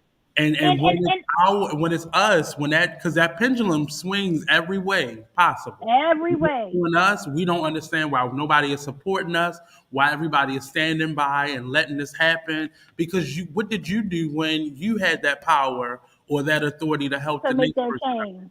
Right. It's just, we ignorant. How many of us are celebrating Black History Month? How many of us celebrate Kwanzaa? Many of us laugh at the fact that Kwanzaa, what's that? A lot of people, I'm gonna be one to raise my hand. A lot of people thought that was just an African thing. A lot of people I went to school with thought it was an African thing. It was just for African. Y'all know I'm big on this TikTok. I've read on TikTok, and I don't know if this is true. That I've seen on TikTok that Kwanzaa wasn't originally supposed to be celebrated how it's celebrated now. I saw on TikTok, I'm gonna find a TikTok where, I believe that the Black person that created it was torturing Black people or some shit like that. I'm gonna find it. But see, and it probably was a Black person and you know what? You know how TikTok is getting us in trouble? A deep, serious tone does not make you educated. Ooh, it doesn't. Just like locks don't make you woke. And we spread this level of ignorance because we don't know. We read that somewhere. And I don't know Carter G. Woodson. I don't know him.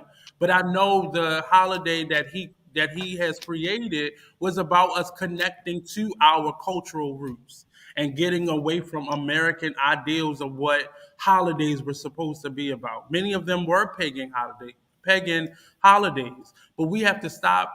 Our holidays are, we now have two official holidays, Kwanzaa and Juneteenth. They are official holidays. Just like Black History Month is an official holiday that we say. It's not considered a holiday. It's more of a moment of remembrance or, a special moment for us. Martin Luther King Jr., it's a holiday for us. And we have to stop ignoring the fact or the significance and importance of those days. Kwanzaa is just, it's principles. These are, Kiswahili is an actual language. Those terms come from that, and all of them mean something. Kaumba, creativity, Kuchichakalia, cooperative economics. Your Moja. I'm mixing up it, but I mean they're real. They're real words. And another thing. I'm sorry, Nate, to cut you off, but another thing, it just came to me. What I see, a lot of what I see too, on social media is stop beating your friends down for. I see a lot of our people on social media that they end up getting more into their culture. They end up changing. I want to go by. Shaba, or what I'm saying, Shahid. I want to go by Hamed now. I want to change my name. I want to get into. Stop beating down your friends for wanting to get more into their culture. Right. If y'all understand what I'm saying, you know how you had this friend with their slave name and get their they start doing locks. They get into, and they all about natural. Some people convert to Muslim, to Islam. Some people convert. Yeah, I get what you're saying. For that, stop beating down your friends for that. Stop making fun of them for that. That's something that they are That's stop making it seem like it's not good. It's not right. You understand? But that's our ignorance, though. When we don't understand something, the first thing we do is shun it. And people about how there's love for many of our Black civil rights leaders and Black people, but many of them were not popular. Martin Luther King definitely not popular in his time. Malcolm X definitely was not popular, and that is why they are dead now. But many of us, we are so ignorant. We don't know. And part of that is because we were not taught. So we grow up with a level of ignorance about ourselves, but yet we celebrate every other holiday with no intention, like no hesitation. We just do it because that's what we've done. That's what we've been taught. And everybody else's holiday. Y'all know we ain't no damn Irish. Stop celebrating St. Patrick's. Right. and we've made it about the beer and stuff. We've made it about the beer and the drinking and the bar crawls, but we still get up in green. We still, wear the shamrock. We still do those things. And we don't have a basis for why they do it. So we don't even know why we're doing it. Absolutely. We Absolutely. I celebrate don't know everything. nothing about St. Patrick's Day. I don't know what it's for. I thought about that. I was watching a show, and it was a show about it was like some type of show that was based out of Ireland. Or somewhere like that. And I was sitting here and I was watching because they was setting up the whole town. They was getting it all done up to celebrate St. Patrick's Day. And I'm sitting here like, what the hell is St. Patrick's Day? What is it even about? I don't celebrate St. Patrick is connected to Catholicism. It's St. Patrick, but it's coming from an Irish. It's become Americanized to where we turn it into a day of drinking, just like Cinco de Mayo. You know, I think it's Mexican independence or something like that. Yeah, we don't know what it is. We don't know what it is, but Americans turned it into a day of drinking tequila and eating tacos. Exactly. You know, you know, we Americans, and I believe we do a lot of shit. Sorry. A lot of things that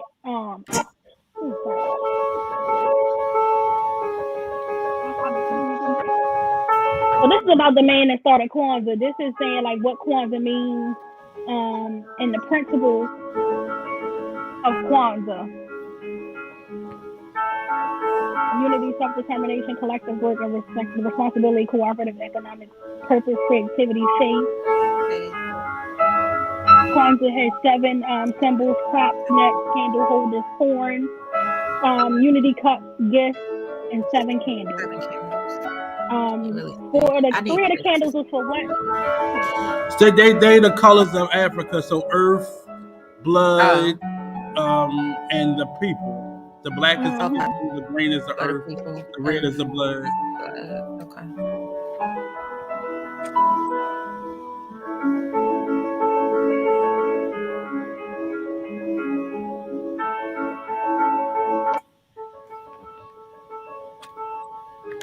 And I guess the second one you sent me was the exact. Was the girl explaining like how that guy right there, who essentially created Kwanzaa, tortured 2 black women and did things to him. And see, I don't.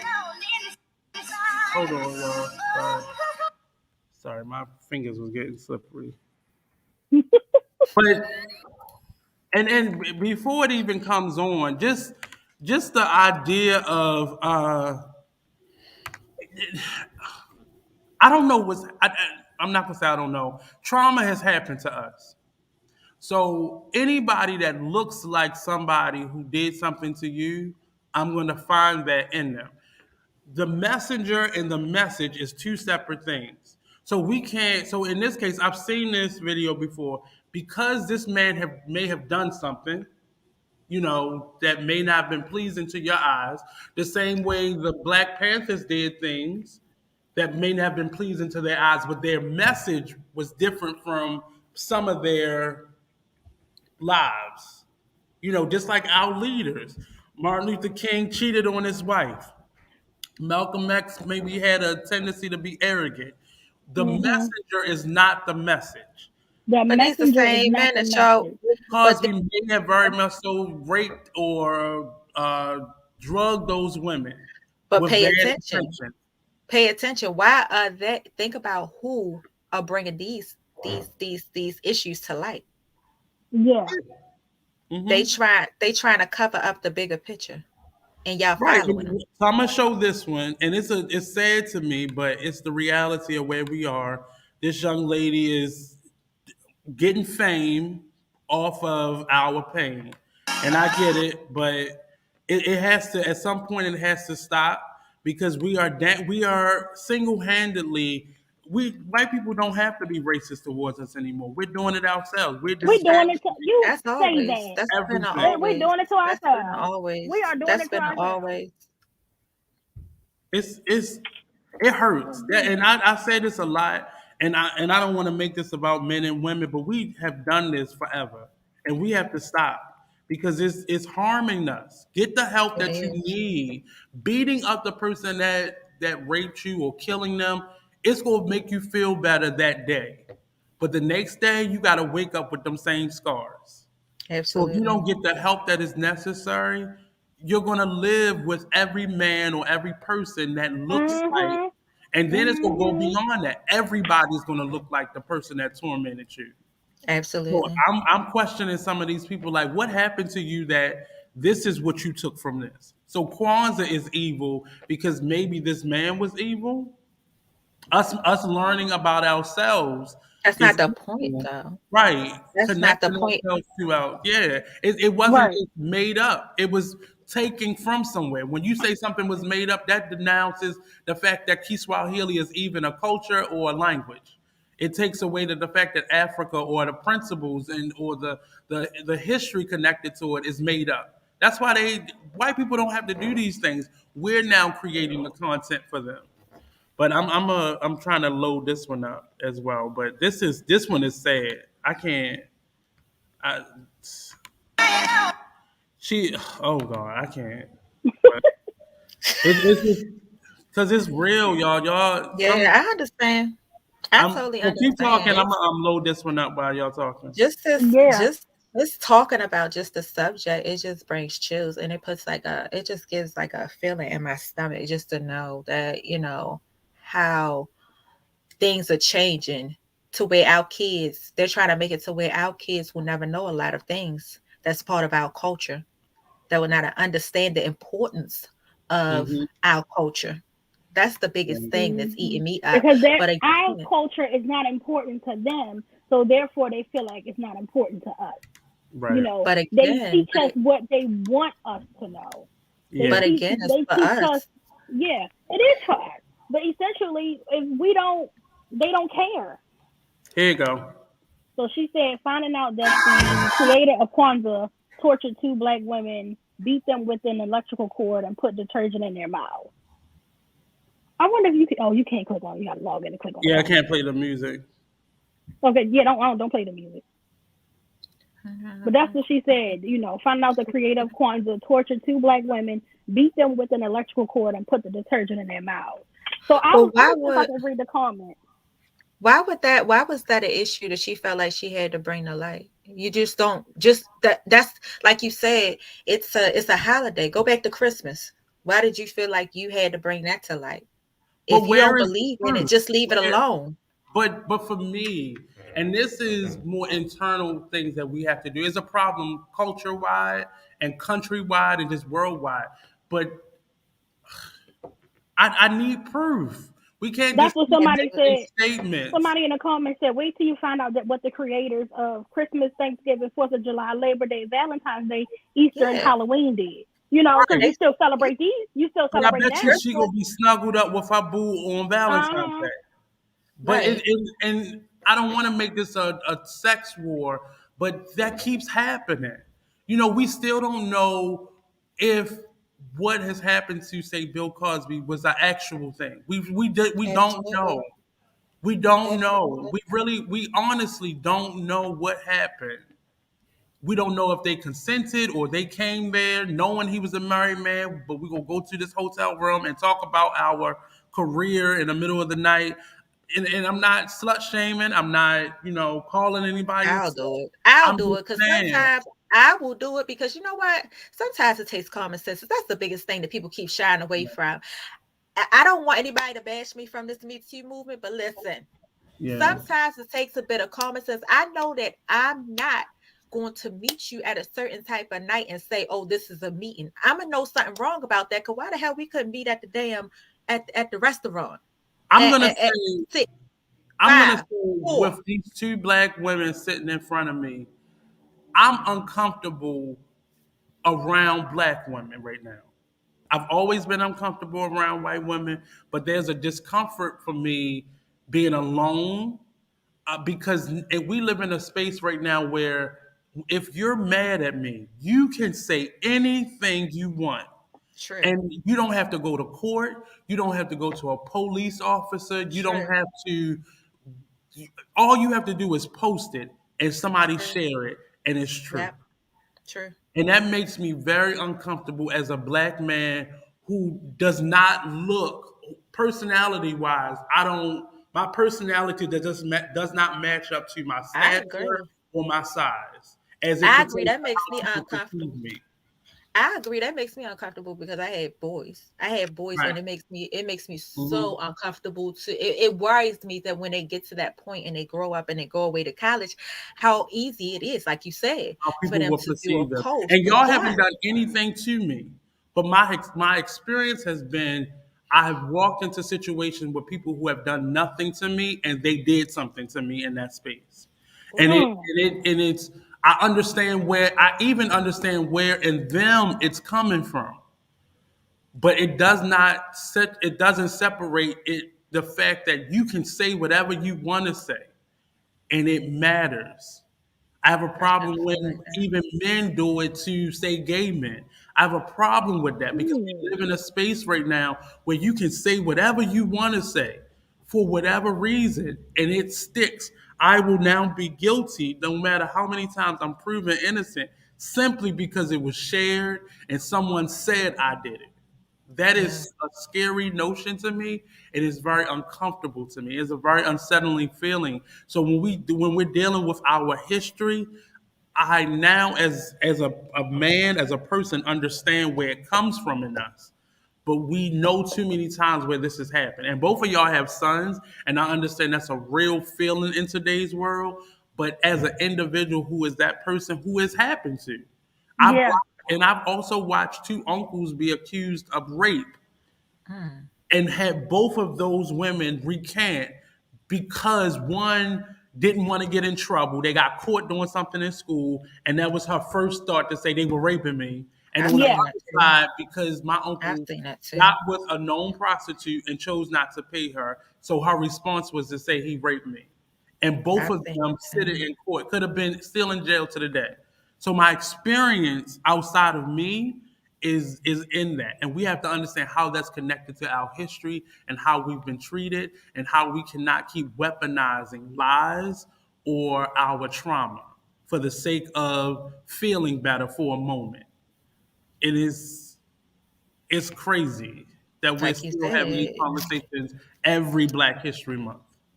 Yeah. Like you said, you need to get the help. You need to get the professional help. You know why I feel like we keep having these conversations is like I said earlier. Once July, August, September, all that shit hit, we forget about it. Yeah. We forget about it. You know, Black History after February is not going to matter to some of us. It's the majority of us. Women's History Month after that. So what's the next time? Then you got all these different other months coming about that it's so much that we're not even going to remember. We're not even going to think about it no more. Like the same thing for, like I said, with breast cancer when we did our breast cancer episode. For some people, this shit is 300. That's right. Black History is every day. Every day. Yeah. But for some of us, Black History only matters when it's Black History Month. And it doesn't matter then because then we begin to complain. Well, it's only 29 days. It's only 28 days. Unless it's a leap year. We get the shortest. But why is that even a conversation? Why is that even? Because we need something to complain about. They don't celebrate it on the 1st. So it being 28 days or 68 days is not, we still gonna complain. We still gonna complain. Respect. You know, now we have people selling Black History memorabilia in their stores, and that's their contribution to Black History Month. And we go and shop in those stores because they're doing those things. Or they throw up a little something for Black History Month, like a little logo or something. Yeah. You know, they incorporate their little logo, like I believe Xbox did it. There's a TikTok where Xbox put up a little cute logo for Black History Month. Now there, of course, was a white creator had posted it, right? Because there was a white man on there who was saying he no longer supports Xbox because they threw up something for Black History Month. Yeah, you know, you should. That's marketing. That's called marketing. That's not ally. That's not support. That's called marketing and getting paid. Whereas though we have all of these Black stores throughout the country, out the world that we don't support on a daily basis, who proudly waves their Black flag every day. But it's just we have to do better for the sake of doing better, not just because it's the end thing to do. I'm woke now. I'm a woke individual. I take my what's the liquid that we're on now? The little mushy stuff, sea moss. I take my sea moss every day, and I'm stronger than that, and I get my sleep, and no bad vibes over here. Our culture has I do my sage. I stage my house every other day. Well, I stage my house every day. Yeah. But it's trendy now. It's trendy, and we wonder why white people walking around smelling like patchouli. Or Indian sandalwood. Why white people got Indian sandalwood all in they? Yeah. Because they don't know about Egyptian musk. But well, it's for us. Well, the biggest thing is for us to make that back trendy, to make Black history, to make our history trendy, to keep trending it, to keep it trending consistently, not just, for a month. To install it in your homes, to install it in your kids. Those vacations that you're taking to these exclusive, resorts and to Miami and to, Las Vegas. I have a friend, when she goes on vacation separately, her and her husband, they go on vacation separately. But then her and her husband go on vacation, they take the kids. And the kids' vacation is they pick vacations where they can take their kids to learn about Black history, to learn about culture. And I thought that was a really good thing. That's their vacation. Like they'll go to Atlanta or they'll go to Georgia and take them to go see the, Martin Luther King Monument, things like that. That's their vacation. Yeah. They still install some type of Black history. And this is not just for Black History Month. It's all trip. Yes, it's not. It's part of what they do to try and that's where it should start. We should not put the onus on the educational system to instill in our children Yeah. We need to take back our power, like how these women taking back these white women doing theirs. These white women are taking their children how they always. Yeah. They've always taken their children's education and what they learn into consideration. We have gotten away from that. Right, that's a thing with Jewish people, because it's a part of their culture. It's a part of their culture to educate their children on their history. And we have, we dispute that. We don't even have family photos. So how are we supposed to know who we are? Some of us don't know past who our grandparents are. We don't know their grandparents. So we don't know their grand. I don't. That's why I said it comes. That's why a lot of us are doing these ancestry DNAs now and finding out where we coming from, where we from. Well, you know what? Another thing is, that's why I said a lot of people need to talk. It's good to talk to your. It's good to talk to your elders. Like it's your good. Like stop and still alive. Have that conversation with them. I know so much from having these conversations with my grandmother. I learned so much, even back to her history and the history before her with her parents, her grandparents, all the way back, because I asked these questions and I actually sat there and I love to have these conversations with her. So I do know a little bit more about my history without going through ancestry.com. That's good. You had that experience. That's good. You had that. Some of us don't have that because our grandparents don't know. You got grandmas now that 35. Grandmas now fucking 42. Please don't be a grandmother at 35. I ain't gonna say nothing. I'm gonna mind my business. I'm gonna mind my business. I'm just like. Yeah, I'm gonna mind my business. You got grandmas. Because you got. I'm being honest. I got people like this. I know women who were a grandmother in their 30s. Because they had kids young like that. They had a kid when they were 15, and now they 16-year-old having a baby. Whether it be boy or I know a boy my age. He's a grandfather. His son had a baby at 15. 15 years old, he had a baby. Yeah. He's my age, and he's a grandfather. I'm not judging because that's not a new thing. Many of our grandparents and great-grandparents. But but the grandparents nowadays are different than what they were when we were younger. Right. They still living their life because they're in their 30s. 18 years old. And my grandmother was probably in her late 30s or early 40s when my mother had me, Right. But they still trying to live their best life because they in their 30s. So they still trying to live their best life too. Because you made them a grandparent don't mean they should stop. So that's how they feel. That's how they feel though. I'm a grandparent. That don't got nothing to do with me. My son had that baby. My daughter had that baby. That ain't my baby.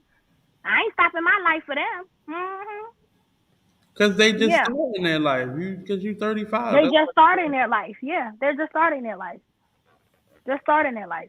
So I really think, in celebration of Black History, and not to make everything negative, and I don't think having tough conversations are negative, and we put that in. Absolutely not. Well. Yeah. We have to begin to have that conversation because it's too many of us that are perpetuating, the cycles. And I see it, I see it within my own family, within myself. And I'm really trying hard to push myself in a space of, I have to let go of those cycles. And sometimes letting go of the cycles means you need to let go of some people. Until they've done the work that they need to do. And it may be hard. You may not be liked. You may be seen as the bad person. But in terms of our history, as the topic for the day is, it is our history. So we have to make amends with it. We got to stop being embarrassed by it. We got to start calling it what it is, because every culture has people who have slept with each other or slept with a cousin or been, abused or mistreated. Our history is what it is, and we have to, one, acknowledge it so we can respect how far we've come and how much we have done, so we can then begin to pass that narrative on so we are more unified. We're so disjointed because I got to get the bag. I got to get my bag. I got to get all that. And we've turned into individual stories versus a collective. And that is harmful. It is harming our children. Even if you, so both of y'all have children and you've done great at raising your children, but say your sister or your cousin or your brother, we all have families where we don't know our cousins who are direct cousins. We don't know their children. We don't know the children that they're going to have. And we're so disconnected. So we can't even be friends because we ain't cousins. We're not family. Right. That's when you said that. My cousin came up a couple weeks ago, about a month ago, from Mississippi, and we had a cousins night. Me, her, my two sisters, and her girlfriend. And she said something to me that stood out. She said, "As growing up, I didn't think y'all liked me." And it wasn't that we didn't like her; we didn't know her. And I grew up with my aunt, and when they would come around, we were taught to think that they were the higher, because her dad was a preacher and he was very successful in his preaching career. So we were taught to think like, okay, we got to clean up, we got to have everything straight for them. This is the perfect family, And for her to say that wasn't my life growing up, I didn't have that. My life wasn't perfect, and especially now that she did marry a man and she divorced or whatever, and now she's dating a woman. Her family doesn't like that. So, it was people like, I didn't think nobody in my family liked me. And then especially when I came out, I really thought that nobody in my family liked me. And it was like, no, it's not that we didn't like you. We didn't know you. When y'all came around, y'all was there for maybe 20, 30 minutes and then y'all was out the door. So it wasn't like, oh, we got to play as cousins or we got to hang out or anything like that. Now that we're older, we're trying to build those relationships now. We're trying to build that. She never came up and y'all never had that. Y'all would continue to move through your life thinking that. Yeah, we would have continued to move through our life thinking that they don't like me or she Miss Goody Two Shoe and she not her, and that was how we thought. And until she stepped out on her own, because even coming up here, I told you my family don't come here because they think they look at the wire or they looked at the wire and they think that Baltimore is like that. My family is from a rural town in Mississippi that no one ever heard of, and they think that the big city like this is where Confederate flags are still flying. But what's so crazy? These same people lived in St. Paul, Minnesota. Yeah. They lived in Minnesota. They lived in St. Paul and Minneapolis, where there is crime. So when they come here and when they think about coming to Baltimore, they automatically think that once they hit a red light, they're going to get robbed, they're going to get jacked, they're going to get shanked. That's what they think. No, I'm dead. Understand that narrative. That has happened, but that doesn't happen as often. But see, that narrative is coming from within. It's coming from within, not just other Black people, but that narrative is coming from Baltimore. Our city paper constantly is writing about how bad the Black neighborhoods are. Our government is constantly talking about how bad Baltimore's leadership is. And then you have the news piggybacking on that. And then what we do on our posts? I'm from Murderland. I'm from Bodymore. I'm from Bodymore. Right. I'm from Harm City. Stereotype. I'm from Harm City. Yeah. Right. Mm-hmm. Like it's just we're doing it ourselves. So we can't wait for anybody else to respect us if we're not doing it ourselves. Actually, you know what? I wanted to bring up something. I saw something like I was watching something on YouTube. It was talking about the different cities and the crime rates in the different cities. Mm-hmm. And I came across a video on YouTube where they was talking to people from all over all over different countries, not just within the United States, but all over different countries. And it was a guy, he was going around and he went to, I believe it was Paris. He went to Paris and he found these young boys and he was going around asking a question. What is one city that you would never visit and why? In Paris, they said Baltimore. I was like, how did they even know about? They was like, yeah, I would never go to Baltimore. That's one of the most things. I said, over top of Chicago. They made Chicago the third. He was like, "What is over top of LA? Over top of LA, where they have games. Over top of Chicago and LA, they said Baltimore and Paris. That was and we don't control that narrative. We let our media, we let the white citizens of the city, we let everybody. No, not the white citizens of this city. The white citizens of the surrounding counties of this city. Some of them live in the city. Some of them do, but not most of the people that have an opinion about us is white people that live in these fucking counties. Like they come here anyway. But it's many of them that still live here. Right now, where my office is, this is Mount Vernon. There are millionaires that live within walking. Millionaires. And they have that narrative. But what do? They let the city drop. They let the home prices drop, and they come in and they buy it up. But this is and then that's their reason to get us out because we allow other people to tell our story. That's why everything that I do, I used to in the beginning, I used to try to make myself sound neutral, so you didn't know where I was from. You know, everything that I did, from the way I named my companies, everything had nothing to do with Baltimore because you don't want to be associated. But at some point, this is where I'm eating from. This is where I live. This is where I shop. Right. And you know the difference. You know the difference. You know that it's not, you know the difference because you're actually living it. You're actually there. So you know the difference. So bring those positivities out. Bring those positivities to light. That's the thing too. You can bring those positivities to light. I had the same thing happen to me that BlackRoses said happened to her when I was living in North Carolina during the time when they had the Freddie Gray and riot and everything. My co-workers told me that I said, I'm going back to Baltimore. I'm going to see my mother. They told me, be careful. I'm like, how the hell you going to tell me be careful? I lived in Baltimore. I just moved here from Baltimore. I didn't even see. They were calling me consistently and asking, are you okay? I just want to check. I'm like, wait a minute. I'm from here. No, it's not. What you see is only a portion of what they show. Your neighbor down there may have had a Confederate flag on their porch. Thank you. You can't go outside after dark because somebody might Freddie Gray you. Like you can't go to certain sundown towns and shit. They live in a whole sundown town. So don't play with me. You got to be home at 6 o'clock and you a grown ass woman. Right.